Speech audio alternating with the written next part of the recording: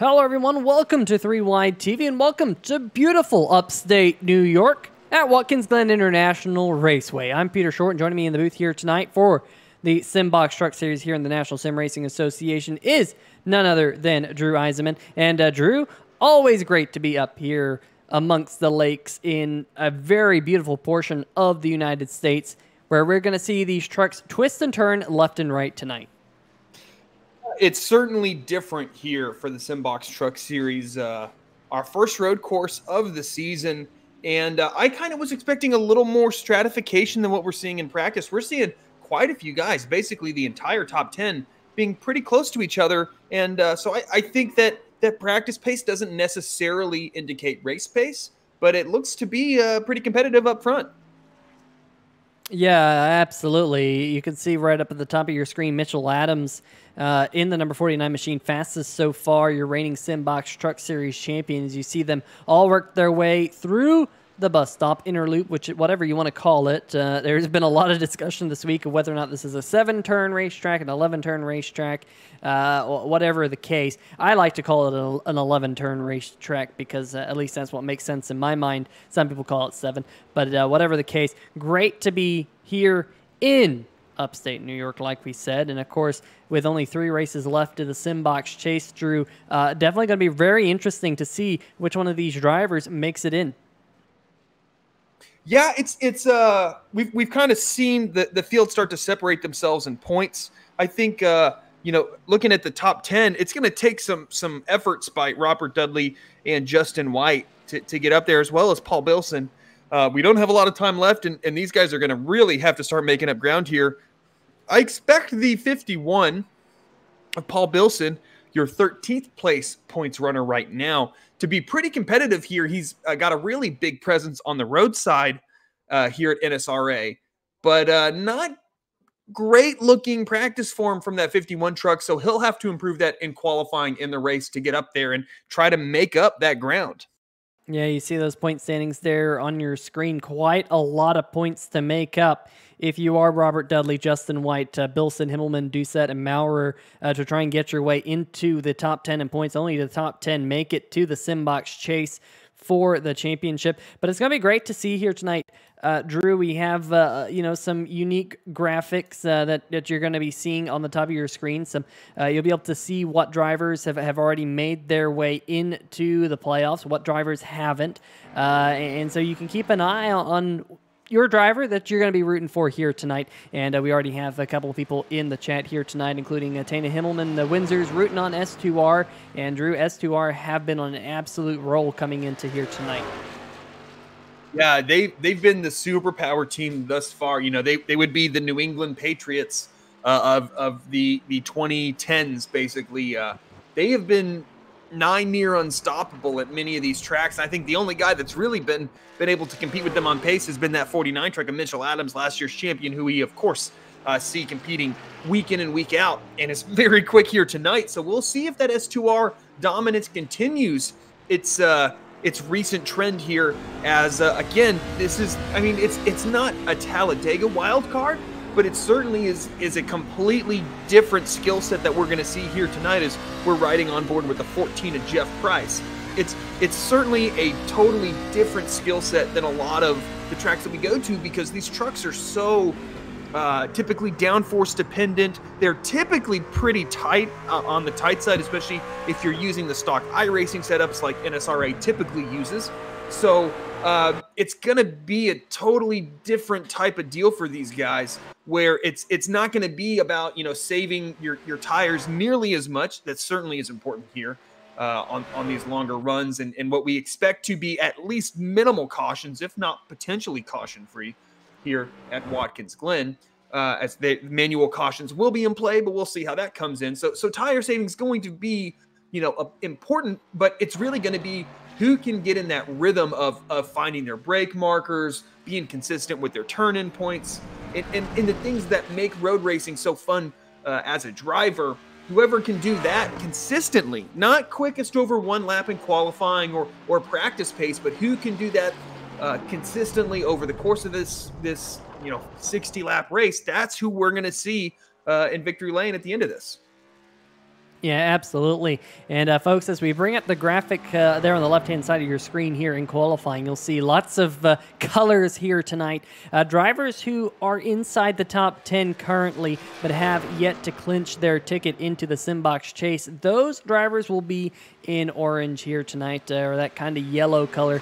James Orello, the only driver who has currently clinched his way into the Simbox Chase. He will be the only driver that you'll see in green here tonight. And then the drivers that we talked about just a little while ago, the ones that are in red, they're on the outside trying to punch their ticket in to the show. As you see, 47 right there. Chris Darling, fastest so far, and looks like he's just going to pull over. But a great qualifying time by the number 47, sporting a Robbie Gordon throwback this week. Currently, top time at a 114.198, and that is a very sporty time based on what we saw in practice.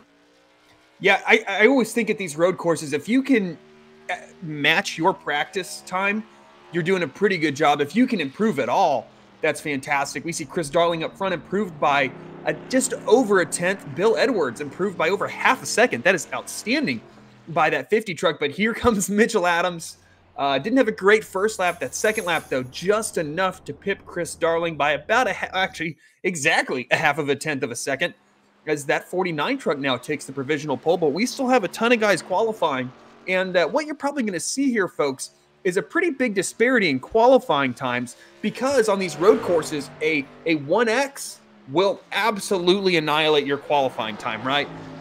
If you have any type of kind of dropping a wheel off the track or anything like that, iRacing is going to not only give you that incident point, but it's not going to count that lap at all for time. And so if you do that on your first lap, it's going to really put pressure on you to make sure that that second lap counts for time. And so we're going to probably see a lot more disparity in qualifying times than we saw in practice. That doesn't necessarily mean anything for the race. It just means who can do the fastest lap without dropping a wheel, without running wide in turn one, without kind of maybe cutting or missing your turn-in points through the S's and through the bus stop. And here we go. Into qualifying, Mitchell Adams is your pole winner. Yeah, of course, that number 49 machine, we'll find him once he gets finally down there onto the grid right here at the beautiful racetrack. But you can see it from high atop the camera view, and you can see the infield here. What a great racetrack, a famed racetrack here in the United States. Watkins Glen International used to hold host to the United States Grand Prix, now been holding the NASCAR event, one of the few road courses in NASCAR for many, many years now, and it has definitely been a great event. But while we transition here over into the race, let's take a quick peek at tonight's Simbox storylines. Of course, road course action being the first one on the list there, because this is the only road course that these drivers go to. 3 races to the chase. We've been mentioning that one, Drew. And admin cautions here tonight. No iRacing thrown yellows. It will only be thrown by the admins. In fact, Garrett Gleason here tonight, one of the friends here of the 3-Wide TV channel, he will be the out-of-race admin and will be throwing cautions if we have a big enough collision. But hopefully that does not happen here tonight. Let's see if we can figure out who your Sim Racing Shirts Pole Award winner is. And it is Mitchell Adams, your reigning Simbox Truck Series champion, right there in that very festive number 49 machine, Drew. Absolutely, yeah. Mitchell Adams, a heck of a qualifying lap will put him on the pole. Starting on his outside, which will be on the left side here at Watkins Glen, will be Chris Darling. Bill Edwards will be starting in 3rd position. Outside of that second row will be Joshua Sobel, a really, really good qualifying effort for that 30 truck. James Lorello, not a huge fan of these road courses, will be starting 5th, with Colin Ullery in that 62 truck starting 6th. JT Poole in that 26 truck will be starting 7th. And to his outside will be the 4 of Andrew Himmelman in 8th. Brian Bradley will be starting in 9th. And Philip Scott in that 44 will be rounding out your top 10 in 10th. And then on the inside of row number 6, the number 32 of Peter Serto. Ben Adams will be starting on the outside of row number 6 in the 12th position. On row number 7 on the inside, Jeff Price and the number 14 machine. Paul Bilson, one of the drivers in red here tonight, trying to put together a solid run to get himself into the top 10 in points. He'll be starting 14th. Starting on the inside of row number 8, Jamar Dumas in that 28 Texaco Haviland Chevrolet, with TJ Buck in the 84 starting 16th. Row number 9, the 24 of Ben Mashburn, Ray Heilig will be starting alongside him. And running at your top 10 here, or top 20, I should say, your top 10 rows, Robert Dudley and Michael Muniger. Adam Dama in that 82 truck will be starting 21st with Barry Knapp starting to his outside. The 60 of Matt Vanderkoy in 23rd with Justin White in that 2 truck starting alongside him. Then we'll have Jeffrey Johnson Jr. in 25th with Jordan Shepler in the 13 truck starting 26th. Doug Milliner. Oh, a little.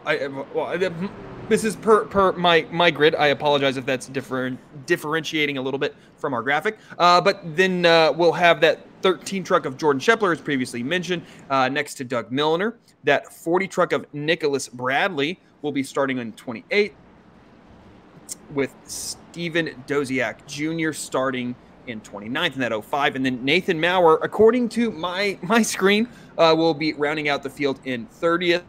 It's kind of difficult to tell with some of these guys. Basically, Jeffrey Johnson Jr. In 25th on back. None of those guys took times, so sometimes the screens can differentiate just a little bit from what we're seeing on track. But ultimately, all those guys are starting towards the back and did not elect to take a time, or their times were disallowed by iRacing. And so those 5 drivers will be starting towards the back. But here we go, Peter. It takes a little bit of a longer time to get this pace lap done than most places because it's a little bit longer of a lap here at Watkins Glen. But we're rounding into the penultimate corner at this point, and we'll be going green before too long. Yeah, we'll see that pace car dive off here very, very shortly, and the green flag will be in the flagman's hand.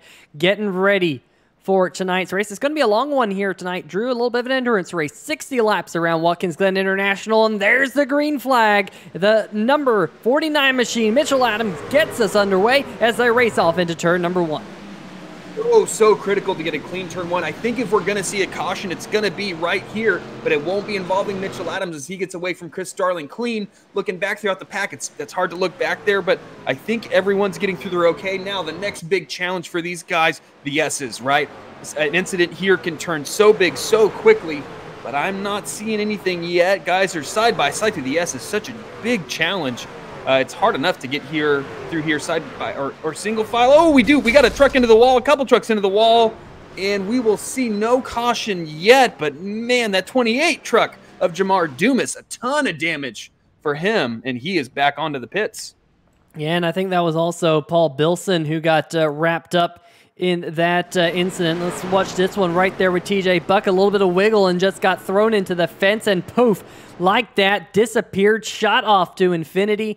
And Paul Bilson, definitely not the night he was looking for. He was one of those drivers who needed a good run here to try and get himself up into the chase. And there you see the 7 of Ray Heilig, the TikTok Chevrolet, also billowing smoke out the back of that race truck.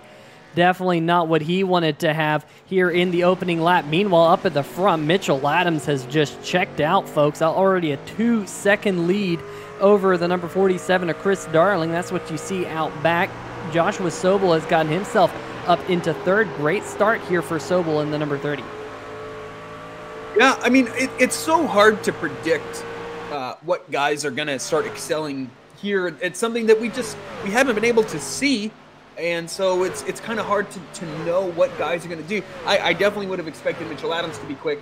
I know James Lorello doesn't love these things, but it's hard to be so quick everywhere else and not expect him to at least, be a solid top 5 contender here at Watkins Glen, and that's what we're seeing with that number 9 truck. I'm interested to see how hard is this 49 pushing it, because if he's really pushing it, tire wear might come in to a big factor later, but the 49 or 47 truck rather dropped a wheel there on the exit of the carousel, and that almost allowed Joshua Sobel to get alongside. There's now a little bit of a shuffle going on here at the tail end of the top 5, as now that 26 truck is looking to take that fourth position rather away from James Lorello, kind of giving that 30 and the 47 truck a little bit of breathing room here, and that's so it's such a key thing to take away here at Watkins Glen is if you get into a prolonged battle with the driver, you're just giving that guy in front of you a clean sheet to just run away with this thing. As we got a replay queued up, Peter, what are we looking at? Yeah, we're going to watch what just happened to the number 16 here, Brian Bradley. And I'll tell you what, Drew,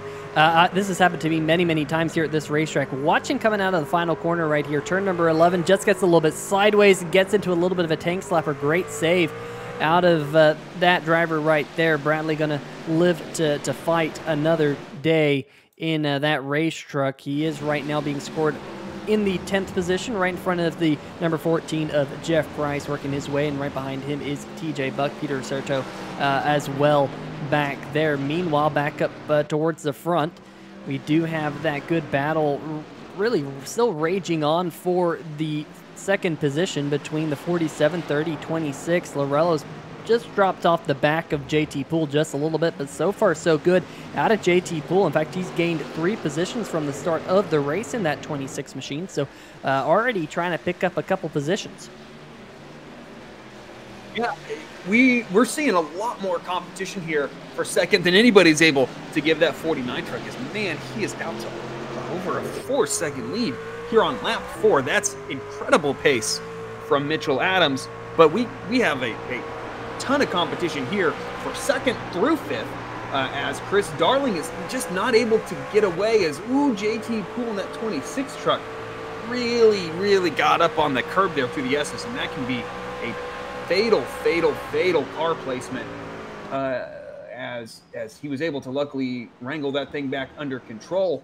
But Chris Darling, man, it can really be nerve-wracking as a driver to just, be trying, and you just can't break away from the guy behind you. You can start mirror driving a little bit and just not focusing quite as much.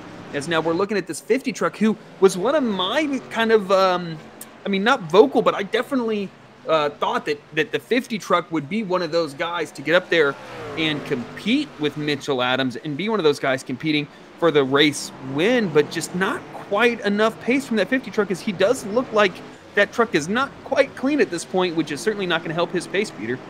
Yeah, maybe a little bit of damage on the number 50. Meanwhile, here's JT Poole and James Lorello going back after one another. We saw JT get around Lorello a couple laps ago. Now Lorello with a spin, and the number 9 machine going to go around. He has gone completely around right there. Whoa, that's his teammate right there in the number 50 of Edwards. Everyone going all over the place. And in fact, that is going to be the first caution flag of the night. So caution flag is thrown. He was in a very dangerous position, was able to get kind of out of the way. But we'll see if we can get a good look at it and see exactly what happened here to the number 9, your points leader, James Lorello. Yeah, just a little too much throttle, a little too soon, and does a great job avoiding that inside wall. But oh my goodness, as just that 50, I'm sure that 50 saw his life flash before his eyes. If I were Lorello, I would have tried to do one of those kind of kick spins towards the inside of the track. He did a good job. Once he realized what was happening, avoiding that inside wall, it'd be so easy for him to just throttle. Oh my goodness, looking from that 50 on board. Yeah, I'm sure he thought his night was done at that point. Yeah, it almost ended at the hands of his teammate, too. Yeah, exactly. But, overall, a good job by the field to kind of recognize that. And I think an appropriate caution when you have a truck basically in the racing groove facing the wrong way. I think that it's definitely not what that 49 wanted to see, but I think a caution was definitely appropriate there. But now it's lap 5, lap 6. There's going to be some substantial tire wear. What do these guys do, Peter? Do you stay out? Do you pit? What's our pit window looking like? Because, 6 laps here at Watkins Glen is a substantial amount of fuel for these guys, which they're running a diminished fuel load. What do you think these guys are going to do? That is a very good question. I think you have to think about what is a full fuel run. Is it worth it to come down now? Are you going to save a pit stop later on in the race by pitting now? Tire wear is a thing here at Watkins Glen. I'm looking at these drivers at last few lap times, and there was about a half-second fall off already amongst most of these drivers. So you factor that in. Tires really make a difference here on on these racetracks, that these road courses. They really do. It just gives you so much more confidence in your race truck to just push it deeper into the corners, whether that's harder on the brakes, whether that's going to be, you know, pushing through the apex with a little bit more speed. That all adds up lap after lap after lap. So if it was me, Drew, I think if I'm in the top 10, I'm going to stay out. I'm going to try and keep that track position. But I think if I'm not in the top 10, if I'm around 12th, 13th position, now's a good time to come down pit road. But we'll have to see. Of course, I'm up here in the booth.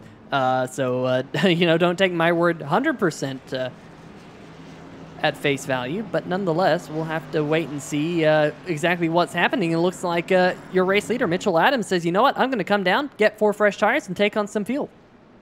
We'll see who doesn't do that to kind of counter that. Now, I think inversely, I think if you're running towards the back, maybe stay out. Why not? Especially if you think you have a little bit more pace than where you're running.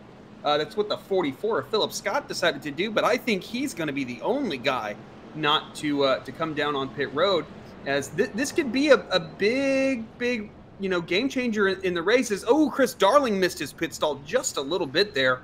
I just happened to catch that on my my screen as I was focused on him. That's going to really hurt him. You really don't want to potentially give up any track position here at Watkins Glen, as JT Poole will, grab second. Then Josh Sobel, Chris Darling will lose 2 positions on pit road, and that's just what, I mean, missing that pit stall by half a foot can do, and you have to throw that thing in reverse and quickly back up.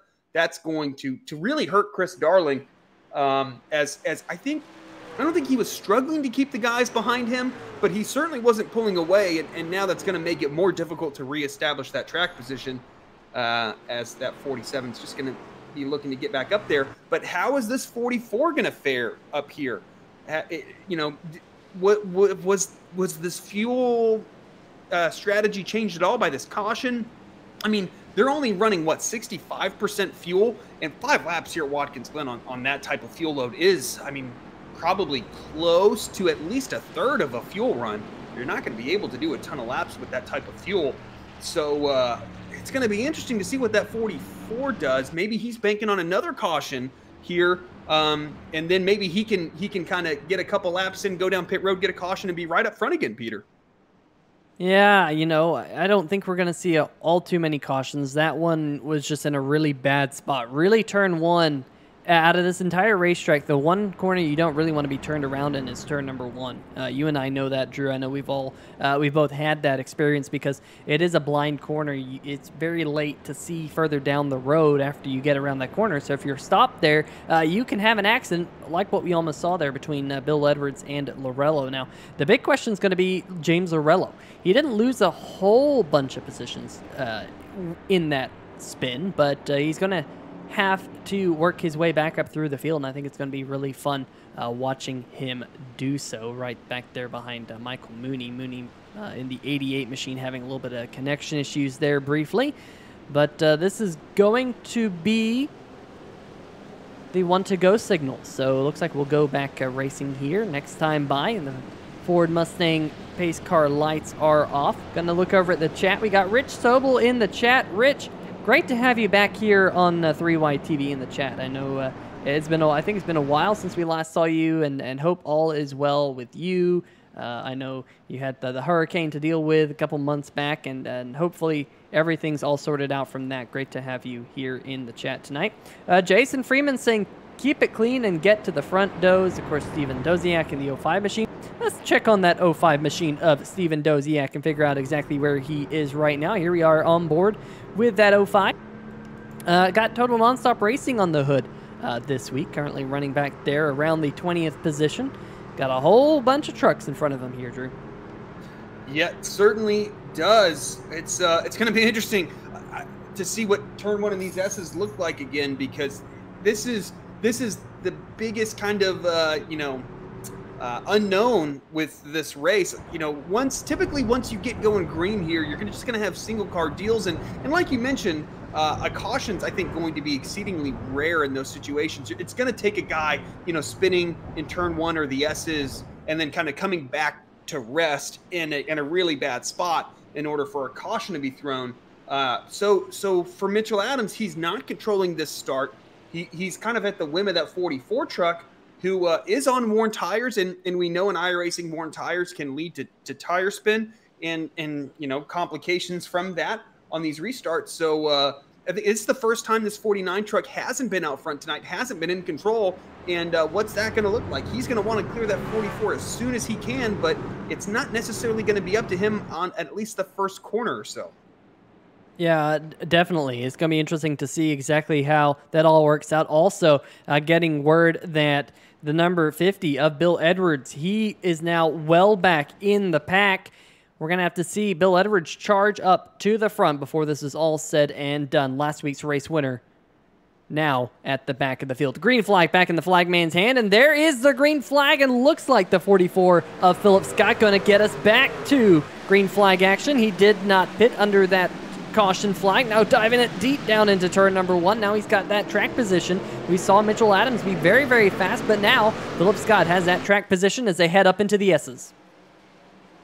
Yeah, it's not the best restart for that 49 truck, as he is now going to fall back to third, and behind that 26 of JT Poole. And now Josh Sobel has some good momentum going through the S's. We'll see what he can do as Mitchell Adams shows the nose to that 26 truck. You're just trying to say, hey, bud, like I'm still here. You know, I'm not settled with this position. As JT Poole kind of overshoots the second part of that bus stop, he's going to lose a little bit of momentum there. I always find the approaches of the carousel, which we are currently in, to be interesting as the 44 gets wide on exit. You know, some guys really try to do a late apex, which is kind of what I prefer to do. Some guys tend to just run the bottom the whole time. Oh, as Mitchell Adams spins it into the gravel. Disaster for the 49. The 44 goes wide as well. This is really, really bad news for that 49 truck. He's going to fall well down the field. An unexpected, unforced error from Mitchell Adams. Yeah, we'll catch this one here on the 3-wide TV replay. Let's dial this one up. He just kind of, it just stepped out from him.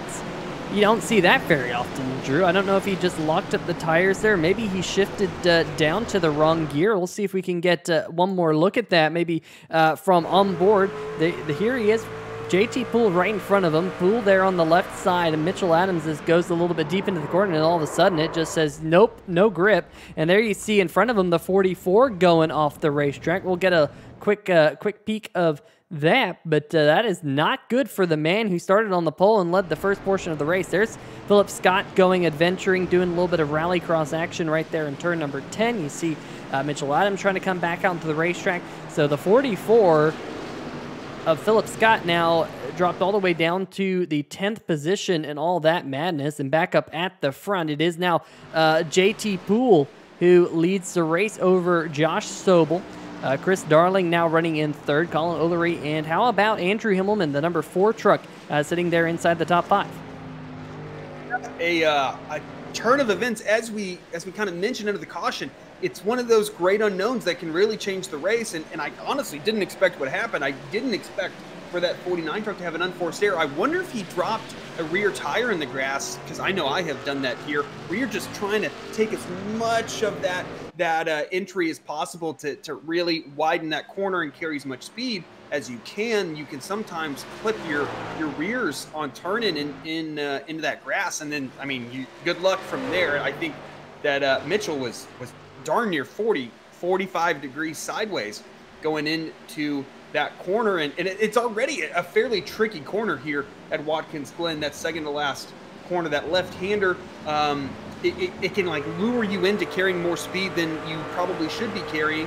And unfortunately for Mitchell Adams, it caught him out, and he is well behind our leader now. For perspective, we are going into the bus stop now for Mitchell Adams, and that 26 of JT Poole is halfway down the straightaway to the second to last corner. That is a massive amount of time that he has dropped, and I know he was exceptionally quick, but not only does he have that amount of time between he and the 26 of JT Poole, he has a ton of trucks that he's going to have to pass now, as he has fallen all the way back down to 19th position for that 49 truck. A lot of work to do. Now 17th, as he has made a couple positions up that last time through this last lap, but that is a lot of trucks to get by for Mitchell Adams. Yeah, looking a little bit back behind him. That's Matt Vanderkoy locked in a battle with the two of White, Jordan Schepler there, and Steven Doziak right in front of Doug Milliner. This is a good gaggle of cars right there around the 20th position. Uh-oh, what's happened to the 88 of Michael Mooney? Mooney's gone around in turn number 1, and he's dropped well down the order. Let's see if we can go back and see exactly what happened to the number 88 machine. It looks very similar to what happened to James Arello. And, oh, man, he hit the tire barrier there. Doesn't look like a whole lot of damage on the front nose. That's the good news. The bad news, look at all those trucks going by.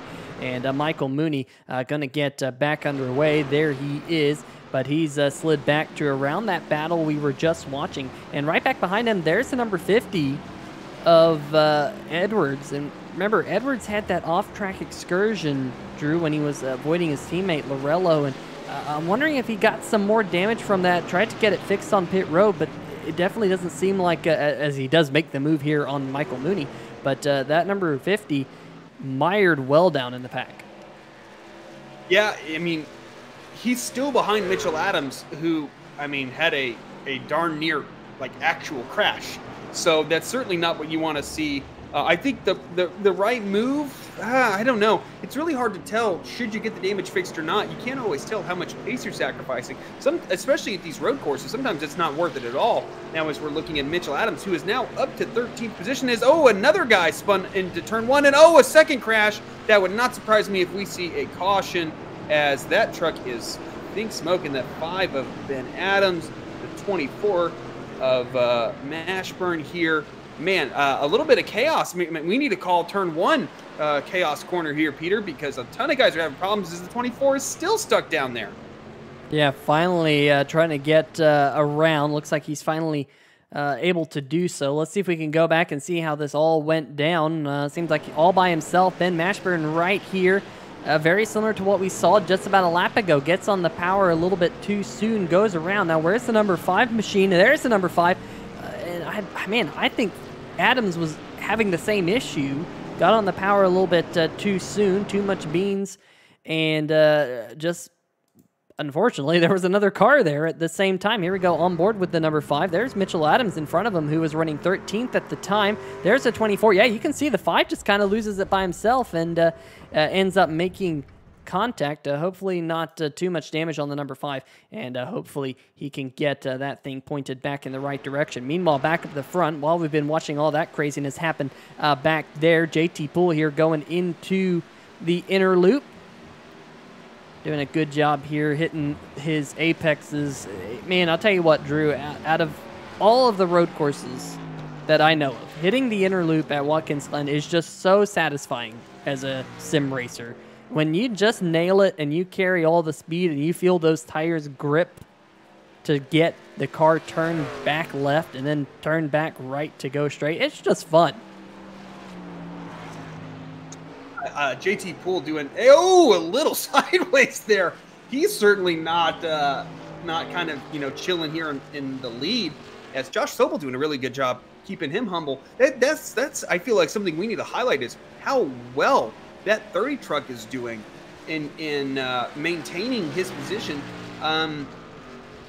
This is by far his best run thus far, and that 30 truck is now Colin Ullery, and is putting pressure on. I think we got to mention that 47's paint scheme, that 2003 Sonoma Robbie Gordon replica, when he ran the FDNY, the fire department in New York scheme there at Sonoma, and managed to get the victory there.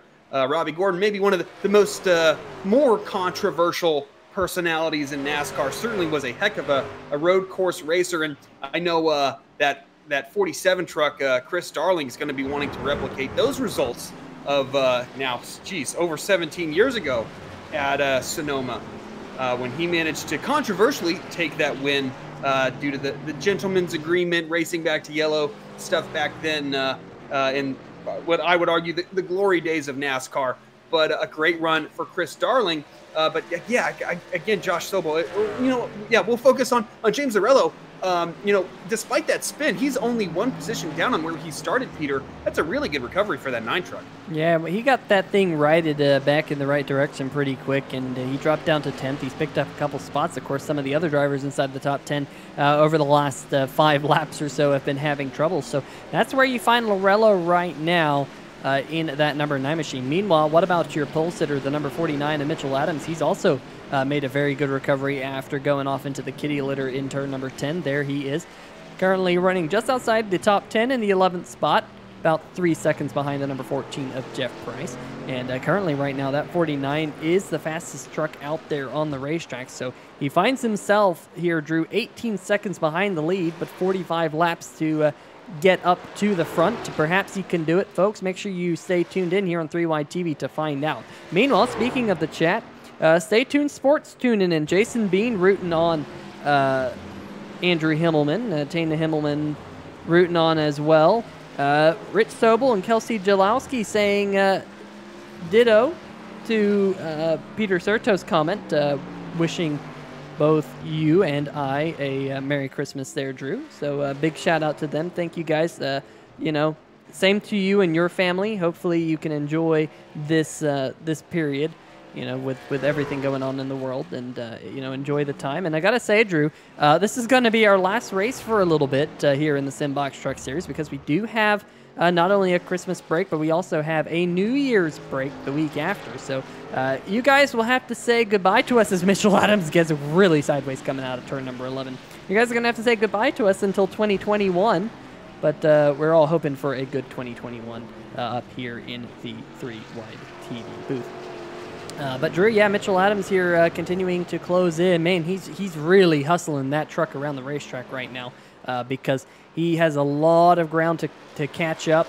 But if we know anyone can do it, it's your reigning Simbox Truck Series champ. I agree, but he hasn't made up any time since he had that spin. He's made up track position, but battling these guys, you know, it's going to compromise your corner whenever you're doing that. And he started about 18 seconds behind the leader after the spin, and now he's 18.8 seconds behind the leader. So he's made up 8 positions, but not enough time, quite frankly. He does have a ton of time, but I really fear what he's doing to those tires based on what we've seen. But looking at James Lorello now into 5th position, 9 seconds behind JT Poole, who is doing a really good job out front there in that 26 truck with Josh Sobel in 2nd. Basically, those 2 guys have really pulled away from the rest of the field.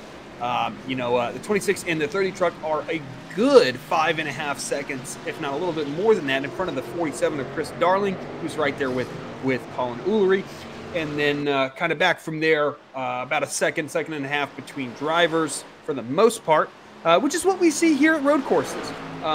You know, it's not going to be that kind of Talladega, you know, draft pack excitement. This is really a driver's challenge to who can consistently, you know, run as hard as they can without making mistakes. I mean, we saw from Mitchell Adams how you can be exceptionally quick, but it just takes one moment to completely change a race.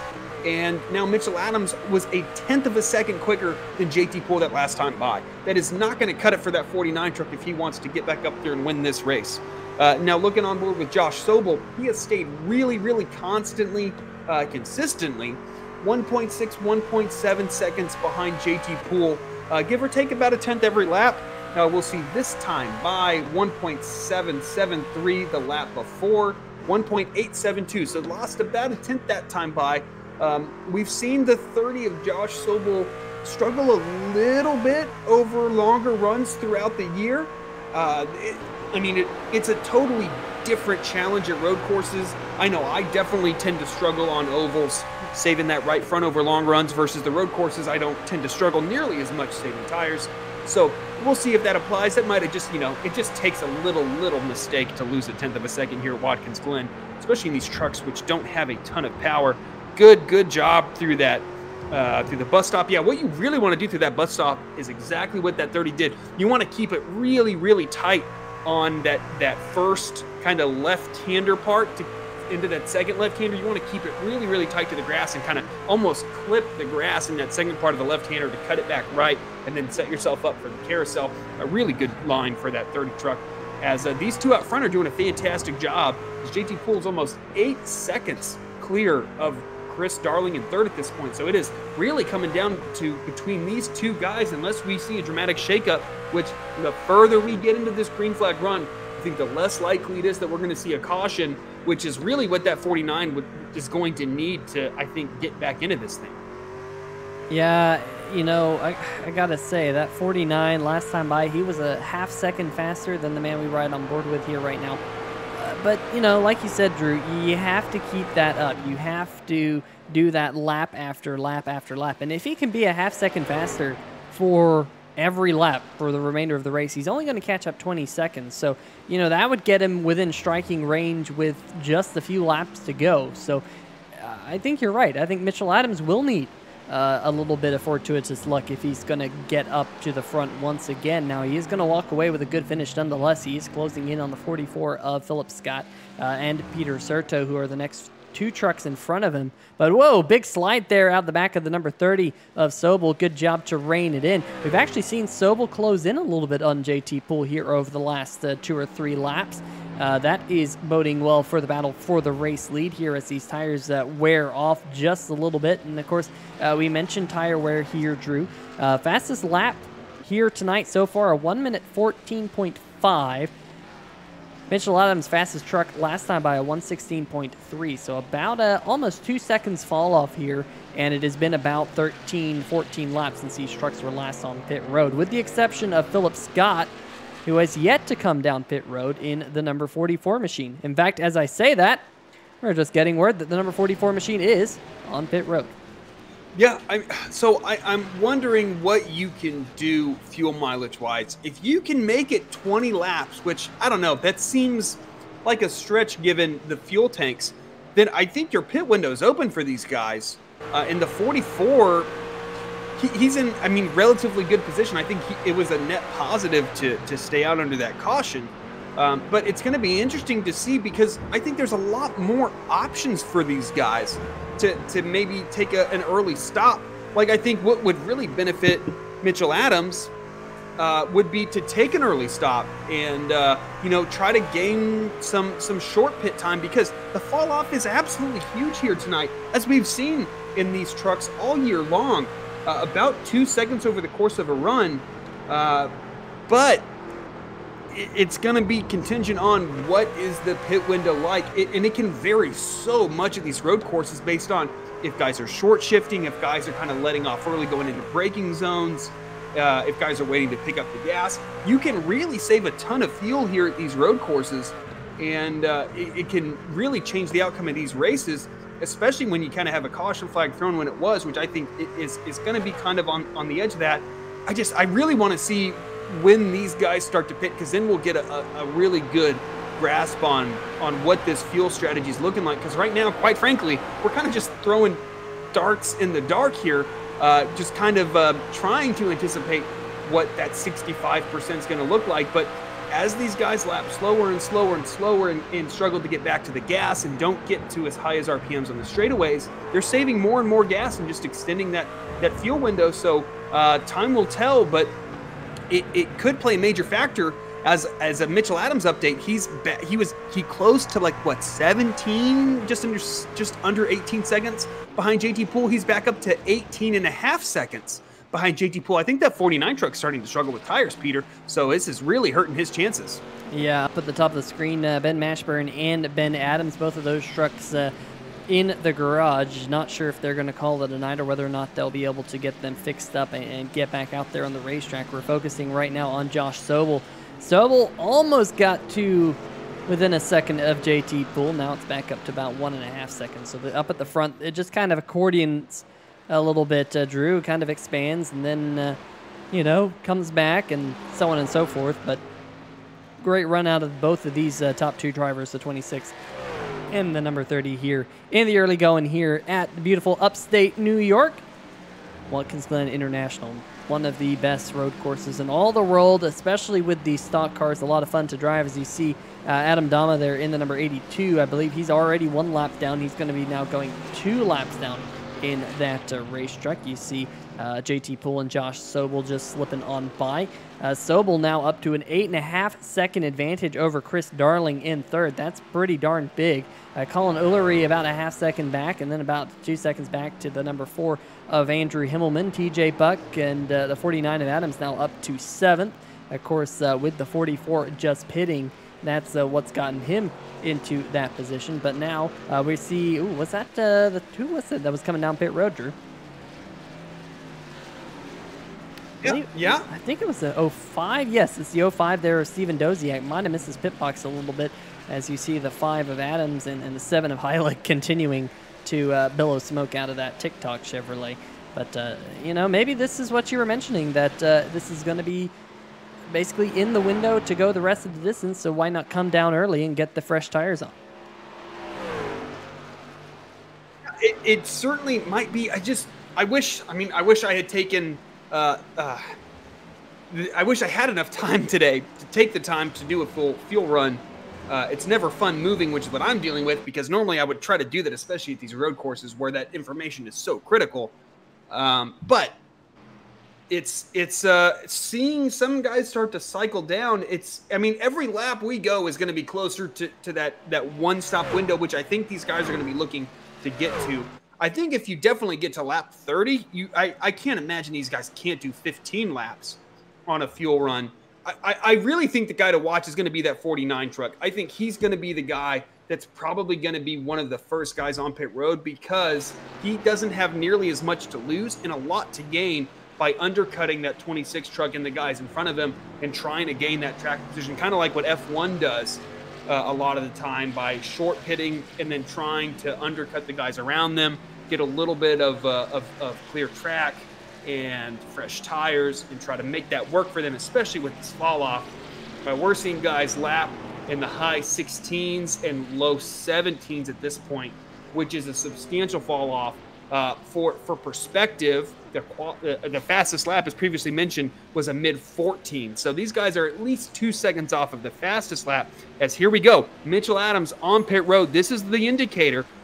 Mitchell Adams, great with strategy. He's going to know if this is in his pit window or not, and he knows that this is his opportunity to make up 2 seconds a lap here on these leaders, and this could really put him back in contention. If guys like JT Poole, Josh Sobel, Chris Darling, I honestly, probably JT Poole and Josh Sobel, if these guys aren't paying attention and not knowing what's going on around them, this could cost them this race. I think this 26 truck, this 30 truck should be pitting this time by if they want to keep that 49 behind him. And here we go, 26 truck on pit road. I know we're looking at Chris Darling and Colin Ullery, but both of our front 2 are now on pit road. Here we go, looking at them now, JT Poole and Josh Sobel, looking to kind of cut off that 49 truck, but that 49 still got 1 lap on those fresher tires and still was probably at least 2 seconds a lap quicker than them. We'll see what this looks like as far as the long-term strategy, Peter, but this could have pretty significant implications. Anytime you can gain 2 seconds on your competitors, you'll take it. Yeah, absolutely. You see everyone working their way into their pit box. There is the number 30 of Sobel, and now looks like JT Poole in the number 26 is going to be the first truck rolling off pit road. Great pit stop by that number 26. I'm not 100% sure that he didn't take just 4 tires. Maybe Sobel had slid through his pit box or something, but that was a pretty disastrous pit stop for that number 30 machine. Let's see if we can see exactly what happened to Sobel. Did he miss his pit box on getting in, or was it just a pretty slow pit stop?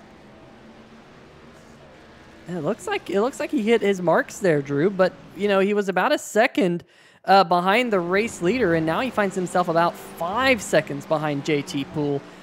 So I don't know what it was about that number 30's pit crew. I don't know if they got the car back to front. Of course, typically they pit with the outside of the car on the right-hand side of the truck.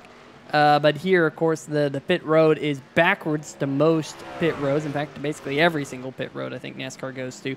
So I don't know if the crew got it backwards or what, but now he finds himself 5 seconds behind the race lead. Yeah, it's certainly less than ideal for that 30 truck. You know, whenever you can just kind of get an idea of what the leader's doing, what you can do better than them, when they're just in your line of sight and you can see where their brake points are, where they're picking up the throttle, where they're apexing, I think it's always beneficial to staying with them. And now Josh Sobel is going to have to find that pace all on his own, as you know, this is a new challenge for him. He hasn't been, you know, kind of by himself all night. And some guys excel in that. I think I definitely prefer to just kind of be left alone to run my own deal. But we'll see if that 30 can do that, as Chris Darling in fairly heavy lap traffic, not lap traffic, my apologies to Colin Noolery, battling there for 5th position with that 62 truck, as it seems like these two drivers have not been able to get away from each other ever since that first stop, where Chris Darling kind of overshot his box just a little bit. And Colin Noolery and Chris Darling have been, you know, fighting for track position ever since. And now looking at Barry Knapp, one of his better runs this season, running in 16th position, as now we're looking at that 50 truck of Bill Edwards, 15th. For your 3rd place, you know, qualifier, not what he was looking for, I don't think, at this point in the race. Over a minute behind our race leader, JT Poole, and is not very far from getting lapped. This is certainly not what that 50 truck was looking for. As you know, we talked to him last week after his first victory, and he was really looking forward to Watkins Glen. Thought this was a great chance for him to go back-to-back, and it's just not looking like that is going to be a possibility thus far.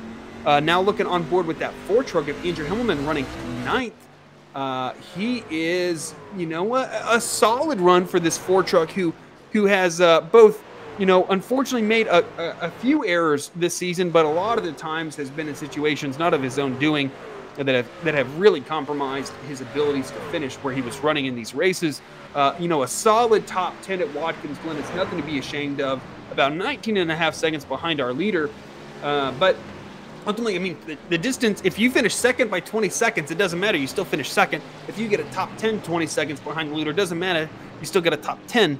So, you know, a good run by Andrew Himmelman in that 4 truck.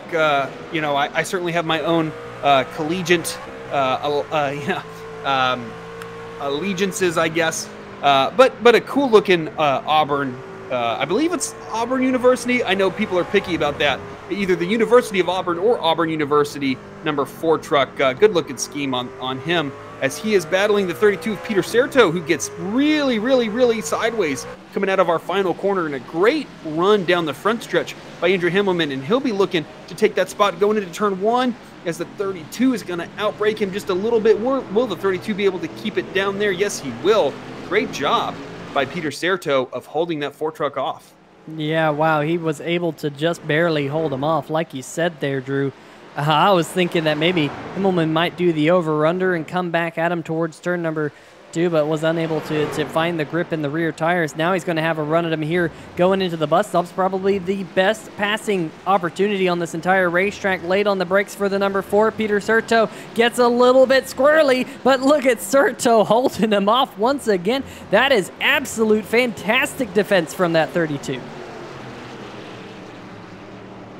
Yeah, fantastic battle between the 4 and the 32 truck. Man, looking in the rearview mirror, not being able to tell if that guy's about to get into you or not is always, you know, a little nerve-wracking, as Philip Scott just got passed by Mitchell Adams, who did get down to just under 17 seconds behind JT Poole, has now fallen back to over 18 seconds behind our leader. We'll see where he scores this time by. But now looking at right around Philip Scott, Peter Certo. Oh, I'm sorry, Peter Certo and Andrew Himmelman here, as this battle is not going away. Andrew Himmelman, Peter Certo, 24 seconds-ish behind our race leader. And these guys are battling hard, as Andrew Himmelman will get by Peter Certo in turn 1. And now what you got to do is, Peter Certo, man, struggling to get through the S's. Is now TJ Buck will be looking to challenge him. This is exactly what that 4-truck wants to see, because sometimes I know I've experienced that. You know, when you get to racing guys, it kind of screws up your markers, and you kind of have to refine them a little bit after you get by them, and then get back into that rhythm. Because when you're racing guys side by side, you know, when you're pinching your corner entry and pinching your corner exit, it can kind of change your markers on where you want to hit, and then you kind of refine those old markers and get back in that rhythm. But it looks like Himmelman was actually able to reestablish that quicker than the 32 of Certo was. But now looking back here on 4th and 5th, as Chris Darling has fallen quite a ways behind James Lorello, who has moved up into 3rd. A great recovery after that spin for our first caution of the night for James Lorello.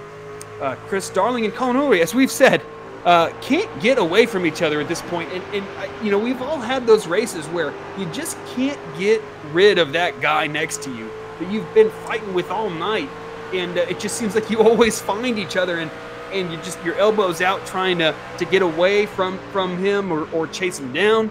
And, you know, a great job by these two to do that. But looking behind is Mitchell Adams, who again is still 18.2 seconds. I know we keep talking about Mitchell Adams. We were talking about him last week a ton when he was a lap down, but I think it's great to look at these guys that you know, long term might be able to compete for these wins. And certainly in Mitchell Adams' case, had the race pace to just, quite frankly, run away with this thing early on. And now here, just past halfway on lap 32, he's still 18.3 seconds behind our race leader at this point, and has quite a few guys before he's going to have that clear track to Josh Sobel and JT Poole. He's got a lot to do at this point, and he has half the race to do it, but that's a tall order there, Peter. Is now he's over 19 and a half seconds, almost 19 and a half seconds behind our race leader.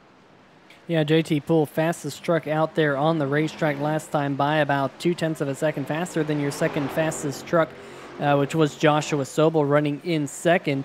Man, almost a full second faster was Joshua Sobel than your third place number 9 of Lorello. And then you find Darling, Ullery, both closing in actually on the back of that number 9 truck. So we could see a battle here for third place brewing over the next couple of laps. Probably another good 12 or 13 laps before we see these trucks on pit road for the final time here tonight at Watkins Glen International. So make sure you stay with us here on 3YTV. Now we're in the second half of the race. Make sure you make yourself heard in the chat. Definitely been very active here tonight. The Windsors rooting on Bill and Matt. Stay tuned Sports saying I'm a Notre Dame fan. Go Gators. A lot of not roll tides, although we did get a roll tide in the chat. So I'll stay out of that one. Rich Sobel saying Gators versus Bama this weekend. Go Gators. Definitely love college football, and of course it won't be all too long before we're talking about bowl seasons, and a little bit later than usual this year, Drew. But I'll tell you what, I always love bowl season. You never know what bowl you're gonna get, and you know, you turn on ESPN in the middle of December and you got two teams that you haven't watched all year, but nonetheless it's a bowl game, and you know they're gonna put on a good show for the fans. Yeah, and just to speak to collegiate alliances, you know, I think both of, you know, but I am currently a student at your alma mater, and we're both big University of Texas fans, and we might not have had the season that we envisioned. We haven't had the season we've envisioned for the past 12 years. Well, the question is, will Texas ever be back? I don't know. I really hope so. I have a year left at this school, and I hope that next fall we have a little bit better season. But as our coaching search, I don't think went the way that we wanted to. We shall see. But you know, we've had some good seasons recently. But yeah, I mean, I'm really looking forward to Clemson, Notre Dame. Colin Ulrich spun around. We'll stop talking about college football here for a little bit, as that 60 truck had a little bit of drama there. Looks like the S's really wide through turn 1, yeah, in the grass, and then in the opening pops the inside wall. Good job just locking up those brakes though, and not kind of falling, letting that truck roll back into the racing line. Gets a little on the inside. Yeah, he pinches that apex, and that's always going to lead you to run wide. And now not only is he in the marbles, but he clips that grass and then good luck picking up the gas, and pops the inside wall. That's going to be a lot of damage as he is able to cleanly rejoin. Man, right in the racing groove. That's kind of worrisome for the guys behind them, but good job for the entire field to be able to make that that whole incident not require a caution. As JT Poole now, man, he's done an excellent job this stint. Now 7.7 seconds in front of Josh Sobel is our leader. That 26 truck is now. We got another replay queuing up. Peter, what are we going to look at? Yeah, I was actually just looking at last time by. Joshua Sobel did not have a good lap time, and this is why. Got loose in the carousel, somehow kept it out of the inside wall, but definitely a very hairy moment for your second place, number 30, Stay Tuned Sports Machine, now finding himself about 7.8, almost 8 seconds behind your race leader, JT Poole, who's just keeping it in between the lines and doing a really good job of cranking out some very fast laps in that number 26 machine. Meanwhile, the battle for the third position is brewing again. Here we are on board with your fourth place race truck of Chris Darling. And if you look up in front, that is James Lorello. Last time by, you see Lorello actually about a half second faster than Chris Darling, but this is kind of over the last couple of laps, it has been a little bit different. We've seen Darling be faster, so we'll have to keep an eye on. Maybe it's just a little bit of the lap traffic. You see Michael Mooney there in the number 88 machine working his way through the carousel right in front of Darling. And the carousel is one of those interesting corners. You mentioned it, Drew, a little bit earlier on, that in that one corner you see a lot of drivers try different lines. You see some people try and run a little bit wider. You see some people really like to hug that yellow line. Ooh, Mooney there locking up the left front just a little bit. That will allow the number 47 to get on by. You see Mooney now in between Colin Ullery in the 62 and the number 47 who we ride on board with. You know, that carousel, you can run those different lines. You see some people run out wide, like I mentioned. And then you also see some people really like to hug that yellow line, which is what I like to do. For whatever reason, it seems like there's a little dip in that by that yellow line, that if you find that little dip, your suspension completely loads up and you get all the grip in the world, and it really can help you rotate off the corner. So that's usually the line that I try and take, and sometimes you hit it, sometimes you don't. That's the nature of road course racing, really finding and hitting that mark lap after lap after lap, and finding your rhythm is so important, especially here on a racetrack like this, which Mark Martin, I think, once dubbed this place the super speedway of road courses, because all the corners are relatively fast sweeping corners, especially up there through the S's. You're 180 miles an hour going into the bus stop before you get on the binders. A really, really fast racetrack. A lot of fun to race around here. I know, Drew, last week we were talking about this race being at Canadian Tire Motorsports Park, formerly known as Mosport. The series called an audible there midweek and said there's no iRacing setup for Canadian Tire Motorsports Park, because you see Matt Vanderkoy get out the way of Chris Darling here. And so we decided to come to Watkins Glen, and I got to say, fantastic choice by the series to come to this racetrack, and it has been a lot of fun here tonight. I would just like to alert our listeners to the credentials of one Mr. Peter Short, who is announcing. We're looking at a Bathurst winner, a guy that is one of the best road course racers I have ever raced against. So when he tells me what he's doing through the carousel, guess what I'm doing, folks? I'm listening, because he's way better at this than I am. So I hope that when our drivers, who I know like to watch this broadcast, they should be listening to what Peter's saying about doing what he's doing to the carousel, because he's pretty fantastic at it. But yeah, I mean, there is a ton of different approaches that you can do. I tend to, if it's a little tight, if it's a little understeery in road course speak, in the carousel, I tend to try to do that more arcing corner entry and center off, so you can get to the throttle a little earlier. If it's a little loose, then obviously you want to kind of keep it tight and carry as much speed as possible, as that rear end tends to keep rotating on you. It just kind of depends on what the car wants to do, is what I try to do, but I'm typically not doing as well or as good of a job in this situation as Peter tends to do. As Mitchell Adams looking again here, now over 21 seconds behind our race leader, and that's not what you want to see, man. He has been, I got to give the 49 a ton of credit. He has been driving the pants off that truck It's just now he's 23.5 seconds. I think that the fat lady has, so to speak, sung as far as his chances to win this race. I think that's about does it for him now with just over 20 laps to go here. I can't see 23.5 seconds being made up here unless, again, not out of the realm of possibility. There is a caution as now we're looking at the 44 of Philip Scott. Yeah, just gets in too deep and gets into the 60. I believe that's the 60 truck if I wasn't mistaken. Wow, I'm actually kind of surprised that wasn't a caution, Peter. Yeah, I was thinking a caution flag might come out, but it was just a local yellow that was being waved. You see Matt Vanderkoy go off the racetrack and comes back on, and Philip Scott, unfortunately, kind of nowhere to go. Just wasn't able to read that situation as it unfolded, and really one of the tough ones to call, because you want to get back on the racetrack, but at the same time, it just doesn't work out the way. There you see the number 60, and bam, there's that contact. And luckily for Scott, not a lot of damage, but he did lose a couple of positions when that all happened in that Federated Auto Parts scheme. And I gotta say, Drew, that's a retro scheme. As looks like TJ Buck also had some issues. Let's see if we can go back and see what happened to TJ Buck, because he was also up there inside the top 10, currently running in 8th. He was right behind Andrew Himmelman when this. Oh, he got into he went in really deep, got into the right rear of Himmelman. And he had a little bit of an off there, too. You don't see that line very often here at the Glen. A kind of a lucky escape there for him is now focusing back on JT Poole. Man, I don't know.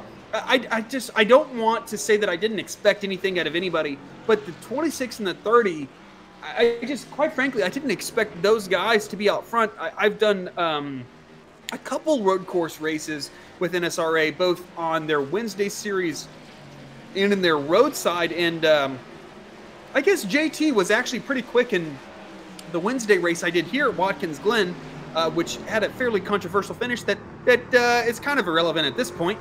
But, JT was actually really quick.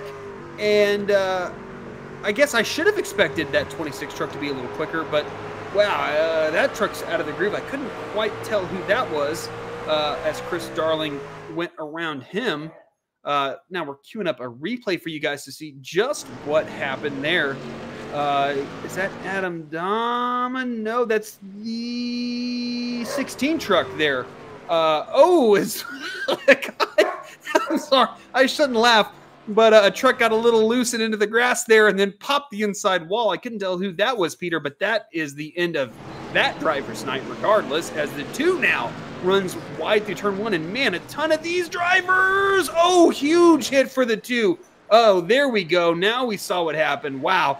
That 2 truck, Justin White, huge contact into that inside wall. And now I understand why he decided to call it a night after that one. Yeah, and that's just some of those iRacing spring physics, the where you hit the wall and just all of a sudden you go boing. That's what often makes me laugh, at least in iRacing. Meanwhile, we're queuing up another replay because while we were watching all that, Chris Darling was finally able to catch the number 9 of Lorello here going into turn number 10. Just gets on the binders a little bit later, and he's able to scoot on by and now up into the 3rd position once more. Move Lorello back and look at Colin Ullery there in the 62. Spoiler alert, the number 9 pulls off the racetrack to come down pit road, and that will open this cycle, which is going to be interesting to see here, Drew. 20 laps to go, whether or not we can, that truck can make it that far. We think he'll be able to. We saw Philip Scott make it, and actually I'm looking up and down my live timing and scoring because I got word that Philip Scott actually pitted 1 lap ago, so he's going to have to go 21 laps, Drew, on this tank of fuel to get to the checkered flag. And I'm trying to figure out JT Poole. He's now gone 16 laps as we have 19 laps to go, so Poole really needs to make it about another lap or 2 for us to know that he is safe to make it to the checkered flag on this tank of fuel. So some interesting happenings out there on the racetrack. With the number 9 pitting, Jordan Shepler's pitted. Peter Serto in the number 32 Jansen machine. He has come down pit road. He's, I think, just now pulling off. He's pulled off pit road. He's there on the backstretch, down there in the 11th position. Good run for him here tonight, battling with Philip Scott, who pitted just a lap ago. This would be the battle for the 11th position. So, you know, definitely going to be interesting to see how many of these trucks can make it all the way to the checkered flag and how many won't be able to.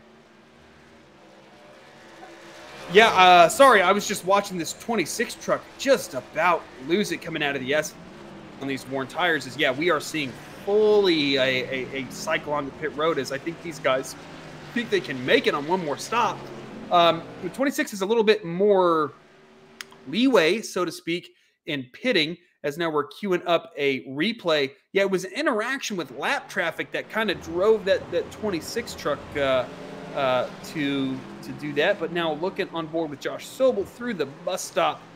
Oh, really, really wide. Oh, man, did he? No, he didn't keep it out of the wall, but just a little bit of contact. But that's not great for Josh's chances, because now that's going to put him firmly in the sights of Chris Darling, who has just kind of slowly been consistent, hasn't made mistakes, and has now put himself in a position to challenge for that second position, as JT Poole is doing a heck of a job out front in being really consistent, really quick. And, you know, Josh has displayed pretty much equal speed to him. Unfortunately, that 30's just made a few, maybe too many slight mistakes that have really cost him a ton of time, as Andrew Himmelman pits from 6th position. And it seems, I don't know, I didn't think these guys would be able to make 20-lap stints, and I think that especially like trucks like Mitchell Adams, that's what those guys were looking to do. But the 26 truck is now on pit road here on lap 43, our leader, and we'll see if Josh Sobel is able to now grab a lap lead. I don't think, not quite, as I think those guys, nope, they are all coming down pit road now, as Colin Ullery is as well. I think just about the entirety of the guys that could lead a lap are now coming down pit road, Peter. Yeah, and I think this is right at that point. We have 17 laps to go. We know that these drivers made it 18 laps under that last tank of fuel, so we know the pit window is well open, that they're able to make it to the rest of the race and see the checkered flag out with this tank of fuel. There you see the 26 of JT Poole getting his way back out onto the racetrack. He is going to retain the race lead when this is all cycled on through. In fact, he is still your race leader, believe it or not. No one out there on the racetrack still. He's going to work his way up there through the S's and head towards the bus stop here with now just 17 more laps to go. But I'll tell you what, Drew, sometimes in these races when you're the race leader, you get what I call leader provision. And that's when you catch the lap traffic and the lap traffic looks down at their their live timing and scoring, goes, oh man, I got the leader behind me, I have to let him by. And if you're racing second place, third place, fourth place, you look down at your timing and scoring and you go, oh, that's third place. I don't need to let him by. He's not the leader of the race. It seems like when you are the race leader, you get raced much less by lap traffic. That has always been my experience. It happened last year when I was in the 24 Hours of Law, where basically when we were in second place, we were raced pretty hard by a lot of the traffic. When we got to the race lead, namely because the leader wrecked, but when we got to the race lead, as you see, man, Jordan Shepler going way off back there. People race this a lot cleaner. So if you're in this 26 machine of JT Poole, I think that's, you're going to catch some lap traffic here over the next 16 laps. But they're going to see you're the race leader as, oh man, that is the 14 of Price there going off. Not a good place to go off. We'll see if we can see exactly what happens as the 26 goes on by him. But, oh man, just gets really loose there of going through the S's. Still sideways. Oh man, that's heavy contact right there at the top of the S's. Rode up on the wall, did Jeff Price, and that's going to be some hefty damage. Yeah, that's a probably one of the worst places to go off is one of the highest speed portions with the wall closest to corner. Oh my goodness. He wall rode that thing. He was on 2 wheels there for a little bit as yeah, that 14 is going to not be handling very well after that. Just kind of looking through the field now. JT Poole, 18.5 second lead over Sobel. Sobel about 0.5 second on Chris Darling. Ullery a few seconds behind them. Lorello a few seconds behind Ullery in that 62 truck. Mitchell Adams now 26 seconds behind. He has unfortunately not been able to make up much time, but yeah, I think that this is, well, yeah, here we go. Now Mitchell Adams looking to make a move on James Lorello here for a top 5 position. I know this is certainly not what that 49 was looking for, given his practice pace, his qualifying pace, and early run paces. Man, he gets sideways. He is really hustling that 49 truck. You can just tell how much that 49 is feeling, you know, the situation that he's in, that he needs to push. But it can be counterproductive, Peter, when you're pushing that hard, trying to make up that amount of time. You end up costing yourself more than you're making up, you know? Because when you're pushing that hard, you just kind of make mistake, and over the course of a lap, you're just wearing your stuff out, and you're not really being any quicker. Oh, yeah, that is 100% true. You can definitely burn up your tires, and you see that 49 sliding coming out of the corners. The last thing you want to do here at this racetrack, Drew, from my experience here, is burn up your rear tires. And why? Well, the answer is the fact that this racetrack has so many long straightaways. If you burn up your rear tires, you're going to be hurting your exit out of, especially this corner right here, turn number 11. You see him once again light up those rear tires. And although that might be okay for now, as this run goes on, it will definitely affect the 49. And then you also have, if you burn up your tires, you're also going to slide coming out of turn number 1. We've seen turn number 1 be Calamity corner here tonight. And really, the momentum you get coming out of turn number 1, it can be carried all the way up through turn number 2 right here into turn number 3. Turn number 3, I'd say, is kind of a reset corner just because of how the truck usually gets light. About 49, big wiggle there out of Adams. And again, right here, another long straightaway. If you had that big wiggle right there by burning up your rear tires, it's going to hurt your lap time. So these long straightaways here at Watkins Glen really means that you want to save your rear tires. And again, a big slide out of the 49. The 49 is in what I call the snowball effect right now, Drew. He's overheated his rear tires, and we have a caution that has come out. This is going to change everything. What has happened here in the field? It was as a caution flag has come out. We'll see if we can figure out exactly what brought this one out, because I'm looking up and down the field and I'm not seeing anything right now, Drew. Yeah, I'm looking and I'm not seeing anything. And man, this is crushing for JT Poole. Quite just to be honest, a 17, almost 18 second lead on Josh Sobel, and that's gone. That's gone, right? Mitchell Adams instantly back into this race. Instantly. I mean, he's in 6th position. It's going to be a couple seconds at this point. This is an absolute game changer, completely unexpected. Unfortunately, my render distance, because of, for some reason, the graphics setting, when you run the graphics configuration, I'm really not able to look that far ahead of JT Poole, who is what I was focused on. So hopefully Peter can find it. But yeah, I'm not seeing anything on my end, Peter. But this is an absolute game changer in this race. Yeah, I'm actually struggling to find anything. Now, the only thing... I just retired, so maybe it's the 05? Okay, well, we'll see if something did happen to the 05 machine of Steven Doziak. Something must have happened to Doziak in the 05 because he was okay. Let's see if we can just kind of watch him here. At this point, there's no caution flag.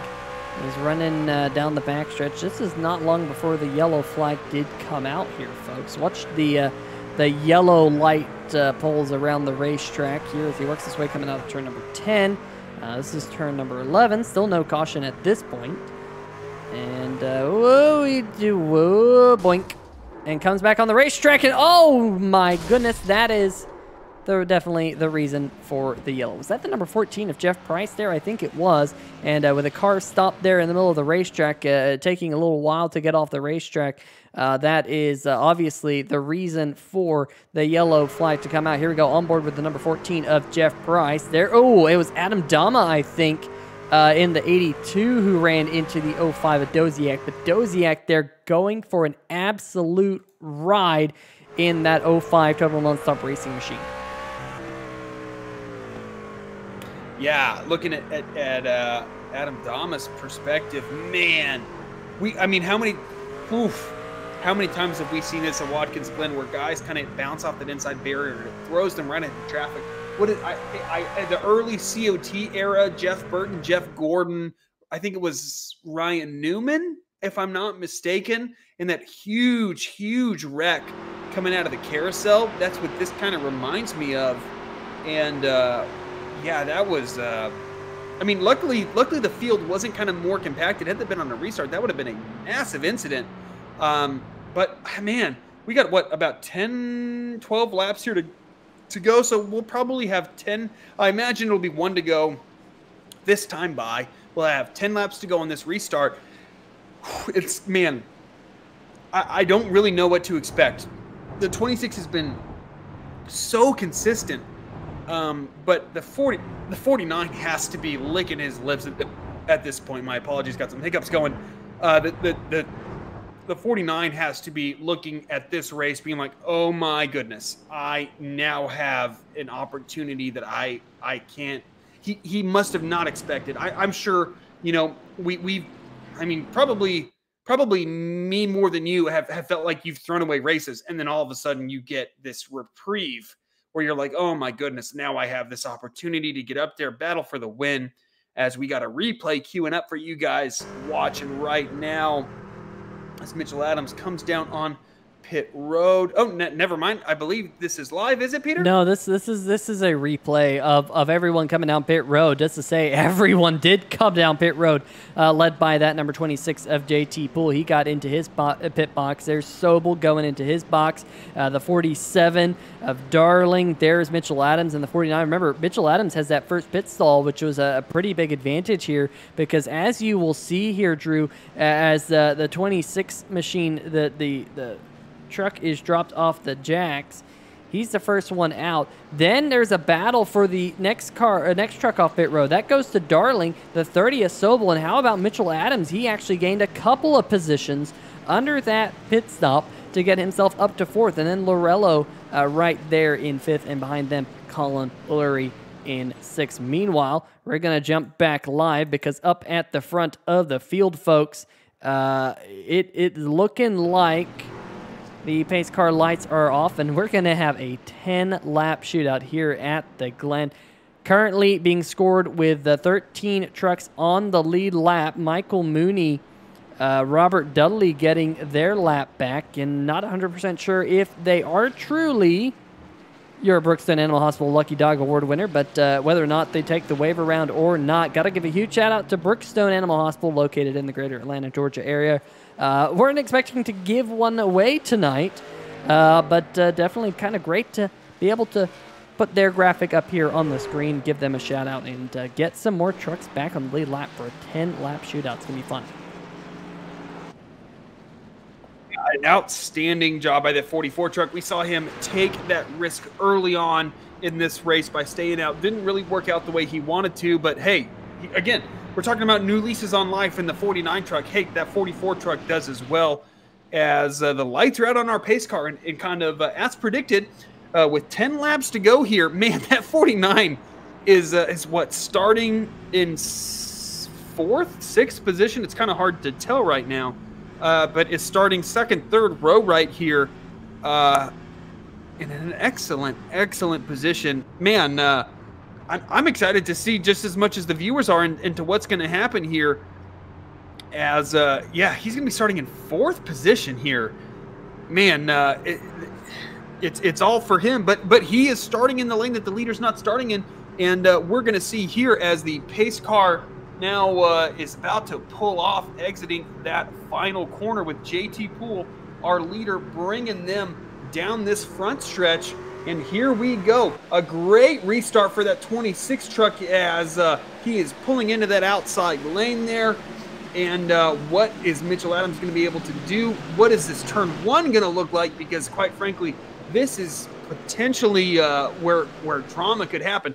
What a restart by that 26 as he is really, really hustling that truck and has really gapped that 47 of Chris Darling now as there is probably 10 truck lengths, if not more, between first and second place. You see the whole field snaking their way now in through the S's. Everyone clean here so far. 10 laps to go. Now this is the battle a little bit behind the race lead. The 49 of Mitchell Adams right in front of the number 9. Man, was that the 62 of Ullery that went well wide. He's dropped down to 7th. That is absolute heartbreak for Ullery, who's been putting together such a strong race here tonight. So the 49 of Adams has slotted himself into 4th. 5th place there for Lorello. TJ Buck back there in 8th. Meanwhile, back behind them, a good battle. Andrew Himmelman's got himself up into 7th. How about that? And what about Bill Edwards here, Drew? He's got himself back up into 9th. What a roller coaster of a night it's been for him. He, under the only other restart that we've had all night long, he was down in like the 23rd position or something like that. So he's had a strong rebound here back inside the top 10 with just 9 laps to go. Yeah, great recovery for that 50 truck. Oh, we got to spin up front. I believe Lorello might have got into Mitchell Adams as he's into the inside wall.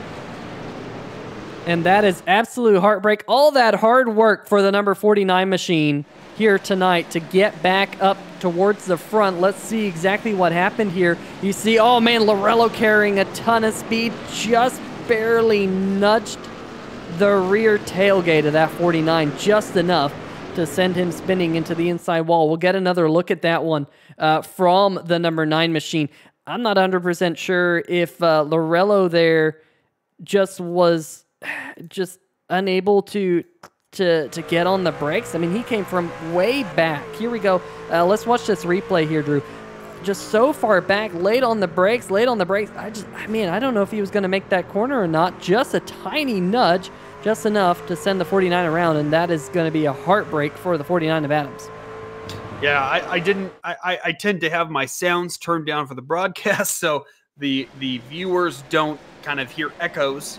But I know that Mitchell Adams... Oh, we got a wreck! I think that's the 50! Yes, it is! He is stuck on that outside wall on the front stretch, and we're going to cue that replay up for you guys, as that was definitely on the exit of the corner. You see the 50 behind the 62, and he's just... Oh, wow! I think Ullery did not take kindly to that contact there in that final corner, and turns that 50 to the outside wall. And I guess after the race, we will see what the officials think about that. But I think Collins' intentions were pretty clear based on this video evidence. I mean, I know I've certainly been in situations in which I have done very similar things. Yeah, I mean, the 50 definitely gives him a big old nudge, and then the 62 says, "Not today, my friend," and turns the 50 to the outside wall. But man, that is pretty brutal for that 50 truck, given his efforts to recover, as he has fallen outside of our top 10. Well, I mean, to be fair to that 50 truck, there's only 13 cars in our lead lap at this point, so he has only fallen down to about 11th position. But he was running in 7th at the time. So, and just quite frankly, just having that happen to you sucks, right? It's just not fun. It's just, it hurts a lot. So I imagine that 50 will not be too happy as well. The 62 might have been upset, but he didn't wreck, and ultimately the 50 did, as now we are looking at this 47 to Chris Darling, who is holding down second from Josh Sobel, and we've seen so much pace from that 30 truck throughout this race, and I think Josh is going to want to be getting by this 47 truck fairly quickly. I don't think we've quite seen the pace from this 47 truck to get up there and compete with JT Poole. We have seen the pace out of this 30 truck, especially on these shorter runs, these kind of sprints, so to speak. We have seen that 30 truck get up there and be able to match the pace of JT Poole. And I think that if he can get around Chris Darling, that 30 is the guy out of the top 5 that I think is most going to be able to challenge that 26 truck, Peter. Yeah, and that number 30 had a fantastic run through turn number 11. We were right on board with him. Darling looks like he's just slightly with a defensive line, just kind of over on the right-hand side of the racetrack. That should allow the number 30 to get a little bit better apex here through turn number 1, but not able to get the power down. Looks like the 47 going to hold on to that position at least for now as they work their way up through the S's. They've got a little bit of ground now over the number 9 of Lorello. TJ Buck, great job for him now inside the top 5 in that number 84 machine. As we hit, man, look at the 30 there, just getting a little bit sideways as they head down towards the bus stop. You can barely see that number 30 truck as he hides behind that number 47. This is a great battle here for the second position. Just 5.5 laps to go here at Watkins Glen International. Yeah, an intense battle here for second position, but JT Poole's liking what he has seen out of his rearview mirror, as I just don't think the 47 quite has the pace tonight. But James Zarello, TJ Buck, if this battle gets a little spicy between these two, we can see that 9 and that 84 quickly being brought into this contest here for second place, as JT Poole just continues to put down some impressive pace here from that 26 truck. Has been so consistent tonight, has really pushed hard. We've seen him get a little loose out of these corners and really push that truck, but he's done an incredible job, as Chris Darling also doing a really good job here as we are looking back on him. And now Mitchell Adams here down in 9th position, 19 seconds behind JT Poole. Man, a roller. You want to talk about roller coasters of a race? Mitchell Adams has had multiple roller coasters occur during this race, from self-inflicted mistakes to guys kind of, quite frankly, just kind of driving in over their heads and getting into him. That 49 truck has had a multiple roller coaster race. And it's still in the top 10, though. Not too bad, given his points position especially. As looking back on board with Josh Sobel, we got a replay queued up. Peter, what are we going to look at? Yeah, watch Josh Sobel here coming out of the carousel. Well, just watch the back end of this truck break loose. It's just a couple twitches of the wheel. Another twitch right there as he just barely caught the grass. A great job by the number 30 to keep it back going straight as we're back live. Headed off into turn number 1. Just 4 more laps for JT Poole to get around the racetrack, and 4 laps to determine who's going to walk away with the last 2 positions on the podium, because it doesn't look like anyone's going to catch Poole as long as Poole can keep it in between the lines here, keep it on the tarmac. Poole here been very, very fast all night long. And Drew, when I saw JT Poole in qualifying, he qualified 7th here tonight. I mean, it wasn't a blistering lap by any means. Definitely wasn't the fastest in practice, but in race trim, JT Poole has been absolutely lights out. Can't say it enough. Just a stellar run out of that number 26 here tonight, and really been a breakout night for JT Poole. We've seen him have some good runs this year in the Simbox Truck Series, but nothing like he's had here tonight. And now just a corner away from the 3 to go signal. Yeah, this 30 truck is not giving up the fight, but he's got to make this move. We are looking at 3 laps to go here as this 26 is crossing the start-finish line. Now, this 30 truck's got to just, I mean, sometimes you kind of got to make a calculated drive where you might be pushing a little too hard, maybe driving in a little harder than the truck's going to be able to do, but you just know you've got to make that pass work, and that 30's got to do this soon. I mean, if not, quite frankly, should have done that a few laps ago.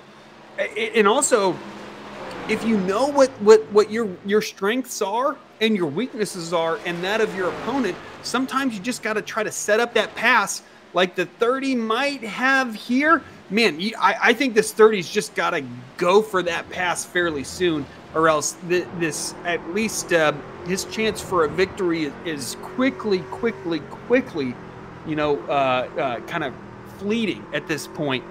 And Josh has got to make a move on that 47 truck, and I'm sure you know this, Peter. arts of road course racing is just being able to set up that pass. You can be plenty quick, but if you don't know how to make your pace work relative to your competitors, ultimately you're not going to be able to pass them. Yeah, you know, catching is one thing, passing is another. We say it quite a bit here. And now, of course, we're going to have 2 more laps to go. And, you know, maybe Sobel's thinking about, maybe I can rough up Chris Darling. I mean, you know, you don't want to rough up the league admin. That's the one person you don't want to rough up, folks. But, you know, if you can rough them up, make a clean pass, you know, Robin's racing. And definitely makes for a fun show for everyone watching if you get that type of racing. You can just tell that Sobel's doing everything he can, trying to shorten up the racetrack, hitting those rumble strips just a little bit in the draft of that number 47 truck as they head into the bus stop. Man, the 30th Sobel did a fantastic job hitting that first apex. He's doing everything he can. Now right up on the bumper of the 47, he's trying to get to the inside. That's tight as they work their way through the carousel. Yeah, the 30 truck is trying to get a run on that 47, but Chris Darling's just doing everything he knows to do to keep that 30 behind him. A little bit of a defensive entry going into the penultimate corner, but that defensive driving ultimately does slow you down a little bit because you're not utilizing all of the track that you have. And JT Poole now coming to take the white flag here at Watkins Glen. Lap 60 of 60 here for that 26 truck, as our best battle on track is Josh Sobel, who really dives it into turn 1 and loses it. The 30 loses the truck and throws away a podium position, Peter. And that is the last thing he wanted to have happen. Now he's losing spots. He's all the way down to 8th now.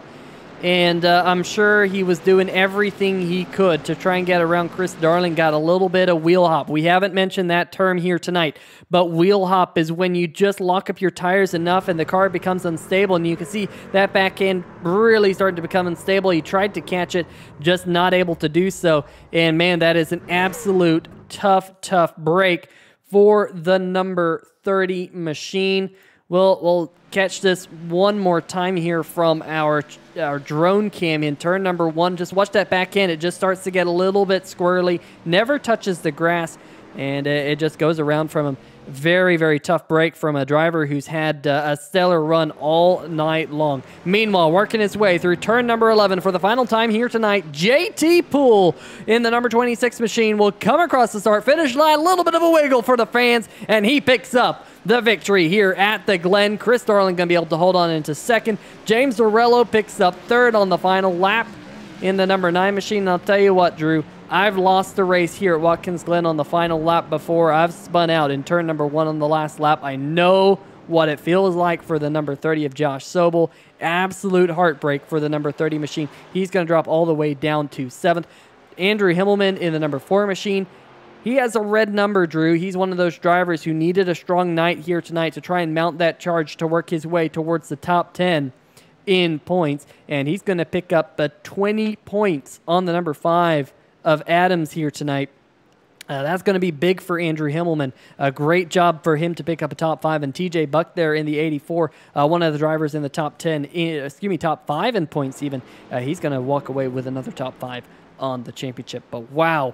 What a night here, and what a stellar run for this man on your screen, the number 26 of JT Poole.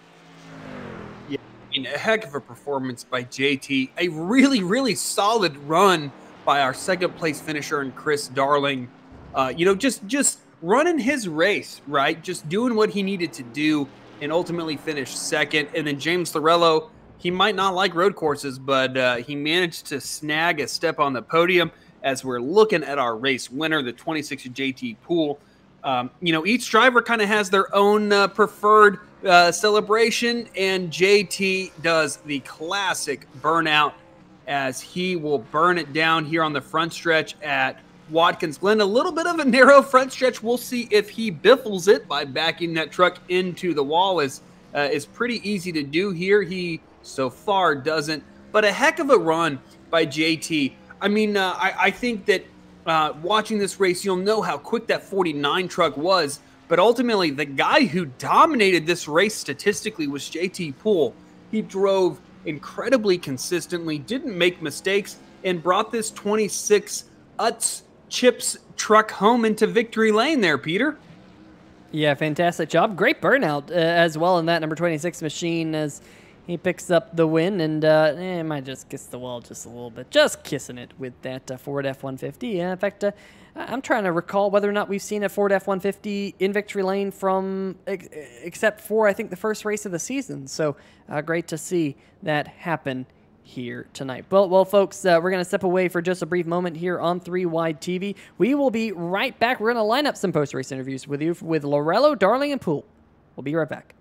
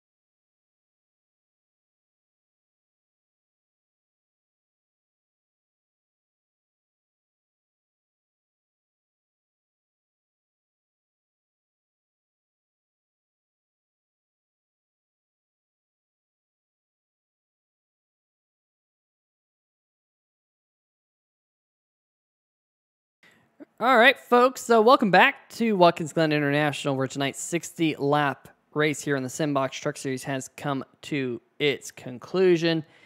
And I believe Mr. Drew Eisenman has caught up with tonight's third-place finisher, James Orello. Hey, James. Drew Eisenman here in the 3 Wide TV booth. You got a copy? Gotcha, man. Well, James, I mean, we know you weren't super looking forward to this race coming into it. You know, your truck a little beat up there visually, but give us a little breakdown of your race. You know, how did you make your way up onto this step of the podium? I survived. Got to tell you that.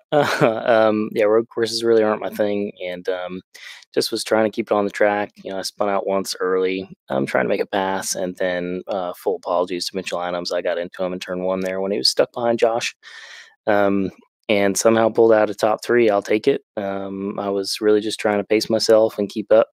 A couple mistakes on pit road too. I was too far right in my pit box, but glad that caution came out at the end to help me get back in the top five. I mean, so we saw that. I think that if I would have placed money on that last restart on who was going to win the race, it would have been that 49 truck. Walk us through on your end exactly what happened between you and Mitchell going into turn one. Yeah, I just didn't break enough as we were getting in there, and I feel like he slowed down a little bit more because he was trying to get around Josh, and you know, I just barely got into him and sent him right around, and just a boneheaded move on my part. And will you try to have a conversation with him after the race about it, or is that just one of those deals where you just kind of that happens and you move on? You know, what's your kind of approach to an incident like that? Mitchell's a clean racer, and I try to race him clean as much as possible. And usually, if we wreck, it's because somebody made a mistake. You know, I think in the All-Star race, he made a mistake, and I made one here. So, you know, I'll do my best to apologize, and because I know that we'll be racing every week, so we don't need bad blood between the two of us. Absolutely, that is certainly commendable. You know, we've seen a heck of a season from you this far. Just kind of give us your thoughts on your performance so far, and then what you could improve on, if anything. Yeah, I think as we head into these next couple racetracks, I gotta make sure on the short tracks I'm doing what I need to. I know we got a week or so off here, or 2 weeks off for the holidays, and these guys are going to catch up. I know that they keep saying that me and Bill are ahead, and I just by the end of the season, I feel like everybody brings their A game, and I know that these races are going to get closer. So I just got to stay consistent. Absolutely, James. Well, I know you probably didn't expect this, but you got yourself a podium and an interview. But before we let you go, is there anybody that you'd like to give a shout out to? Yeah, thanks to you guys for putting on the broadcast. I can't believe I'm talking to you. I really did not think I thought I was going to have a night off from an interview today, but good to talk to you guys. Thanks to Bill, my teammate, S2R, and Matt tonight. And thanks to Max Grafix, Simbox, Brookstone Animal Hospital, all the sponsors for the league. I'm excited to hope everybody has happy holidays, and glad to be back in a couple weeks. All right, James, thanks for talking with us. All right. Well, I have made my way down to talk to tonight's runner. Of course, that is the number 47 machine of Chris Darling. And Chris, first off, beautiful paint scheme here tonight, that Robbie Gordon throwback. And what a run for you here tonight. Very solid night, all night long. Running up there in the top 3-4 positions. But, had a couple things go your way right there at the end and able to walk away with a second place finish. Tell us about it. Yeah, I didn't think I'd have much for the leaders, but I don't know. Apparently, I held up there pretty good. I was just trying to channel my inner Robbie Gordon here and get some luck going my way on these road courses and in general, really, because it's been kind of up and down for me this season. So, I don't know. It was a strong run. I had fun. The guys that I was running around took care of me. There were a few times where I think they probably could have sent me for a ride, but for the most part, everybody I was racing around was pretty patient all night, and it was fun. Yeah, definitely a great race here tonight for you and at number 47, and really a roller coaster of a night for a lot of the field, but you kept that truck perfectly clean. I mean, I don't know what your incident count there at the end was, but that 47 truck, not a scratch on it. And that's important when it comes to these road courses. We mentioned it at the top of the show, 60-lap race, a little bit like an endurance event. You have to not make mistakes, and that's what you did here tonight. Yeah, I did a lot of practice this week. I practiced a lot of tire runs, fuel runs. My main goal, knowing that I wasn't going to be one of the faster guys, well, at least I figured, I just wanted to keep it on track, keep it clean. So I ended up getting no incidents, kept it on the track for the most part. I didn't really have any trouble. It was sort of a smooth ride, real clean. So, hey, I'm happy with it.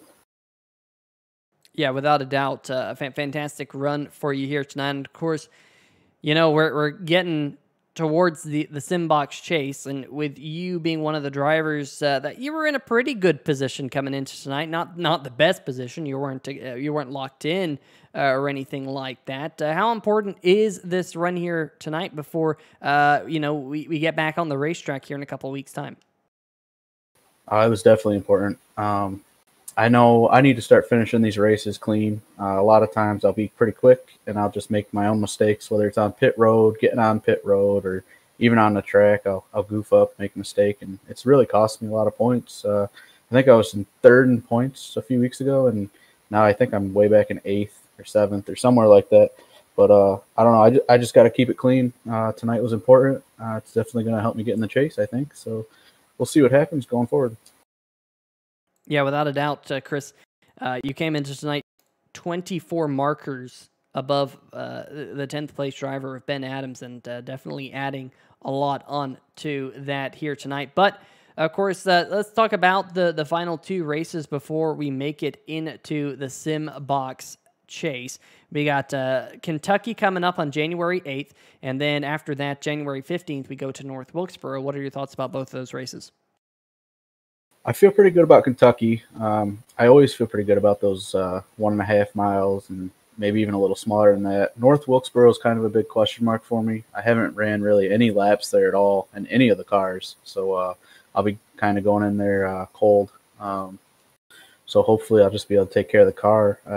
I don't know. I usually do pretty well at short track, so it's just a matter of figuring it out and keeping the car clean, really.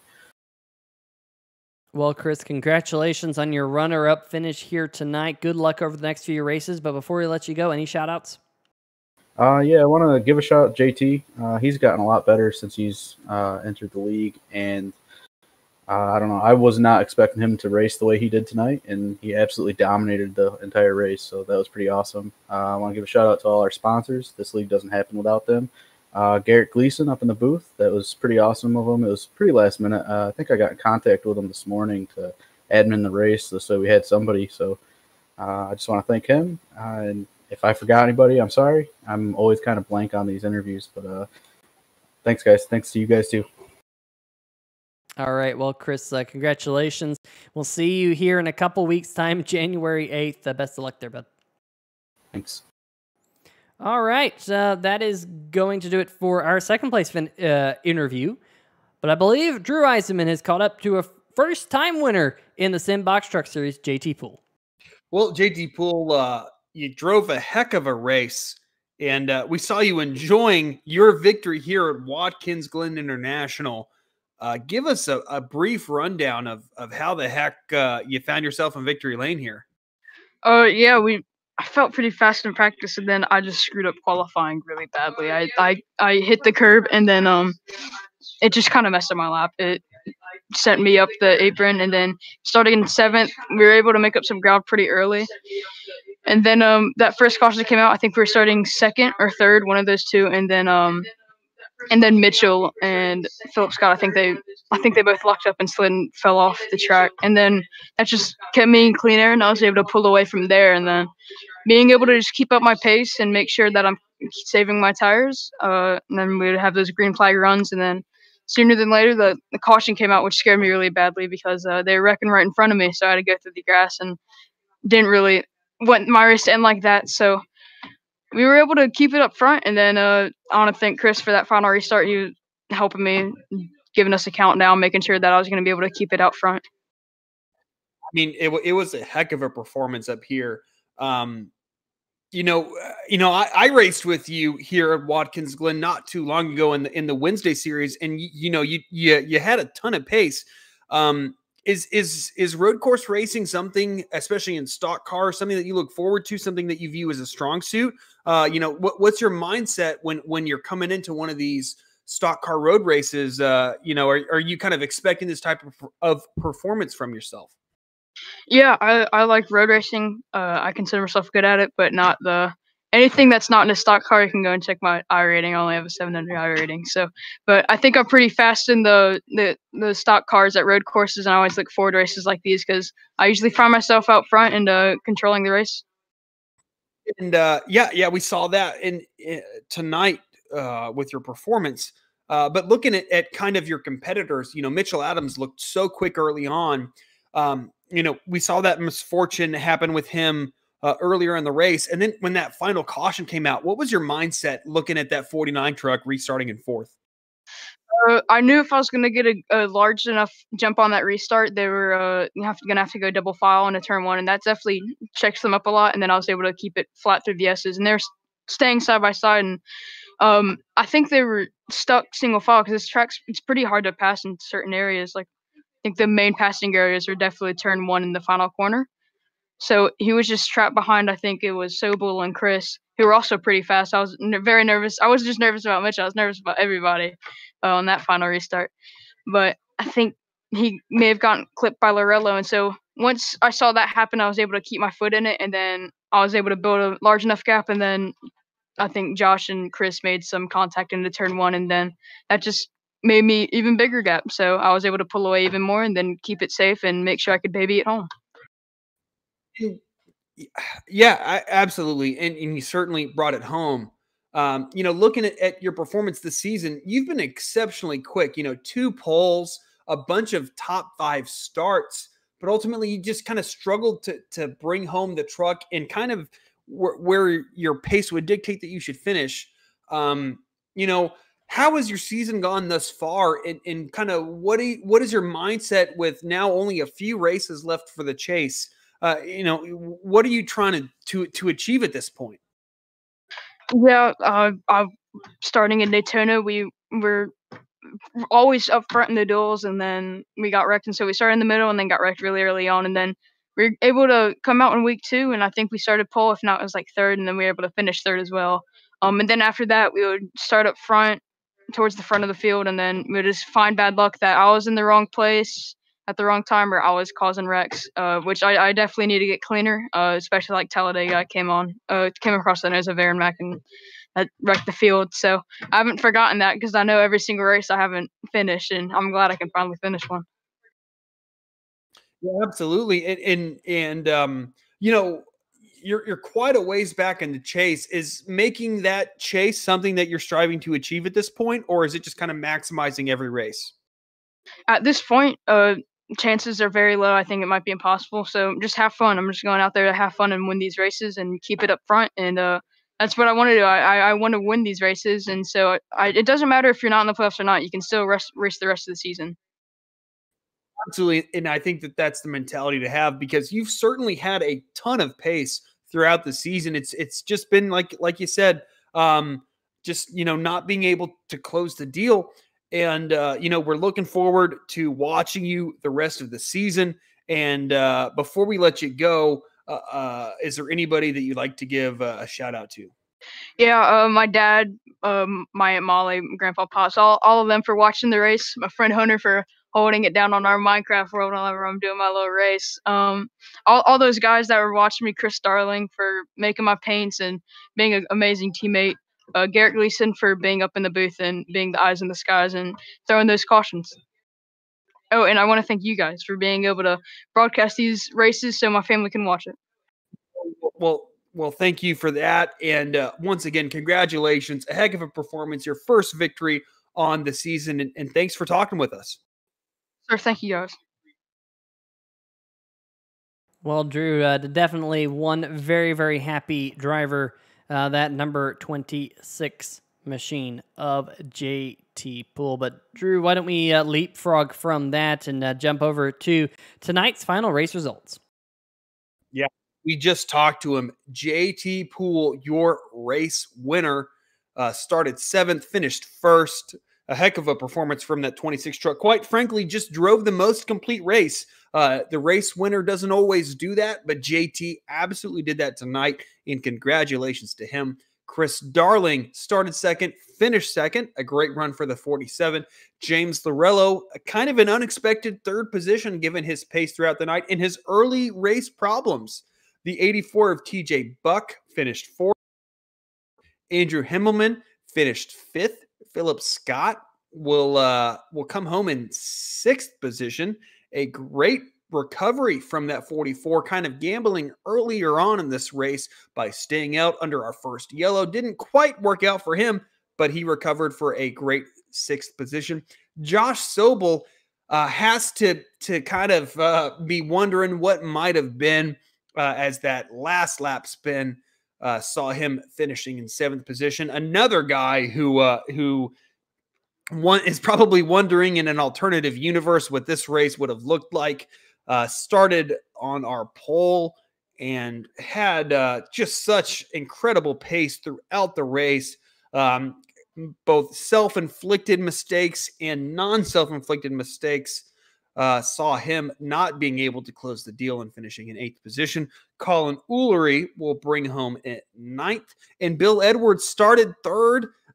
You know, I think 10th on paper would look disappointing, but that 50 overcame a ton to bring home this top 10, Peter. Yeah, absolutely. On your second page of the race results, Jeff Price coming home in 11th. And that number 14, probably all things considered there, Drew, after he hit the wall there right at the end of the S's at top of turn number 4. Very, very hard. Good job to come back, finish 11th. Michael Mooney there finishing in 12th. Robert Dudley in the number 15 truck. He needed a good run here tonight. He was able to make up some points both on Ben Adams as well as Jeffrey Johnson Jr. to get a little bit closer to making the Simbox chase here. Now just over 2 races away. Brian Bradley in the number 16 truck, first truck, 1 lap down, finishing 14th. Doug Milner, Jeffrey Johnson Jr., a couple of those drivers who entered the night inside the top 10. They will stay inside the top 10 in points finishing 15th and 16th. Jordan Scheffler, Adam Dama, Barry Knapp, and Peter Serto, all those trucks more than a lap down, with Dama, Knapp, and Serto having certain issues here tonight. Tough break there, especially for Peter Serto, who had a strong race going in the first half of the race there, Drew. And now looking to guys that think they probably should have had better runs, and I wouldn't argue with that. Steven Doziak Jr. in the 05 truck finished 21st. Justin White finished 22nd. Matt Vanderkoy finished 23rd. Raymond Heilig, we saw him have engine trouble. I mean, within the first few laps of this race, finished 24th. Ben Adams had all sorts of problems, as did Ben Mashburn. Both of those drivers finished 25th and 26th, respectively. Paul Bilson, man, Mr. Misfortune, unfortunately, has more problems tonight, finishes 27th. Jamar Dumas started 15th, and then kind of the trend of that 28 truck having a lot of pace and just not having the race results to back it up continues tonight. He finishes 28th. Nicholas Bradley in that 40 truck started 28th, will finish 29th.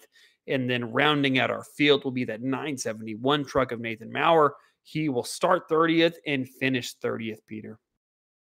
Yeah, absolutely. Before we go, got to give a big shout out to Taz Racing Customs for sponsoring tonight's Biggest Mover of the Race award, and that is going to be shared here tonight between TJ Buck, who started back in 16th, comes home in 4th. That's 12 position gained. Doug Milliner also started 27th. He finished 15th. That's also plus 12 spots. So big shout out to both of them for picking up the Taz Racing Customs Biggest Mover of the Race award. If you need a custom diecast, make sure you check out our friends over at Taz Racing Customs for whatever your custom diecast needs, whether you need an iRacing truck or car painted, or maybe a one of those real paint schemes in NASCAR that they don't make. Go check out our friends over at Taz Racing Customs because they will hook you up. Also, I want to give a big shout out to, of course, the series sponsor, Simbox, for sponsoring the series. Make sure you check them out for all of your button box needs, because a lot of us need button boxes for sim racing. You can't have enough buttons, and Simbox make a fantastic quality product for a unbeatable price. Make sure you check them out. You can see the link right there on the banner on top of JT Pool's number 26 machine, facebook.com/SimboxPC, as well as all of the other sponsors here of the series, Rocket City PC, amongst others, Brookstone Animal Hospital. All these people, like Chris Darling said, come together to make this league what it is and make it possible. But Drew, any final thoughts before we have a 2-week break? We'll be back on January 8th for more action, but any final thoughts? People say road course racing's predictable. I wouldn't have predicted, the results that happened tonight. I would have thought that based on practice, Mitchell Adams would have run away with it. And you just never know what's going to happen at these things, man. A caution with just about 10 laps to go. And, JT Poole certainly earned this victory tonight. Congratulations to him. Congratulations to our top 3. And, this is what road racing's about, is putting yourself in a position, running a consistent race, and ultimately taking home that checkered flag. And that's what that 26 did. And I'm just super excited for our final 2 races before the chase, and to see what this truck series has in these upcoming races. Oh yeah, absolutely. I'm very much looking forward to it here as well. Make sure you folks tune in for the Simbox Chase, because it's only a couple of races away. But for myself, Peter Short, Andrew Eisenman, big shout out to our friends over at SimTV for the camera angles that we bring you each and every week, especially the ones here at Watkins Glen, which are absolutely on point. Make sure you like and subscribe to their YouTube channel as well. But folks, have a fantastic holiday season. We'll see you back in 2021 right here on 3Wide TV, and make sure you have a good night. See ya!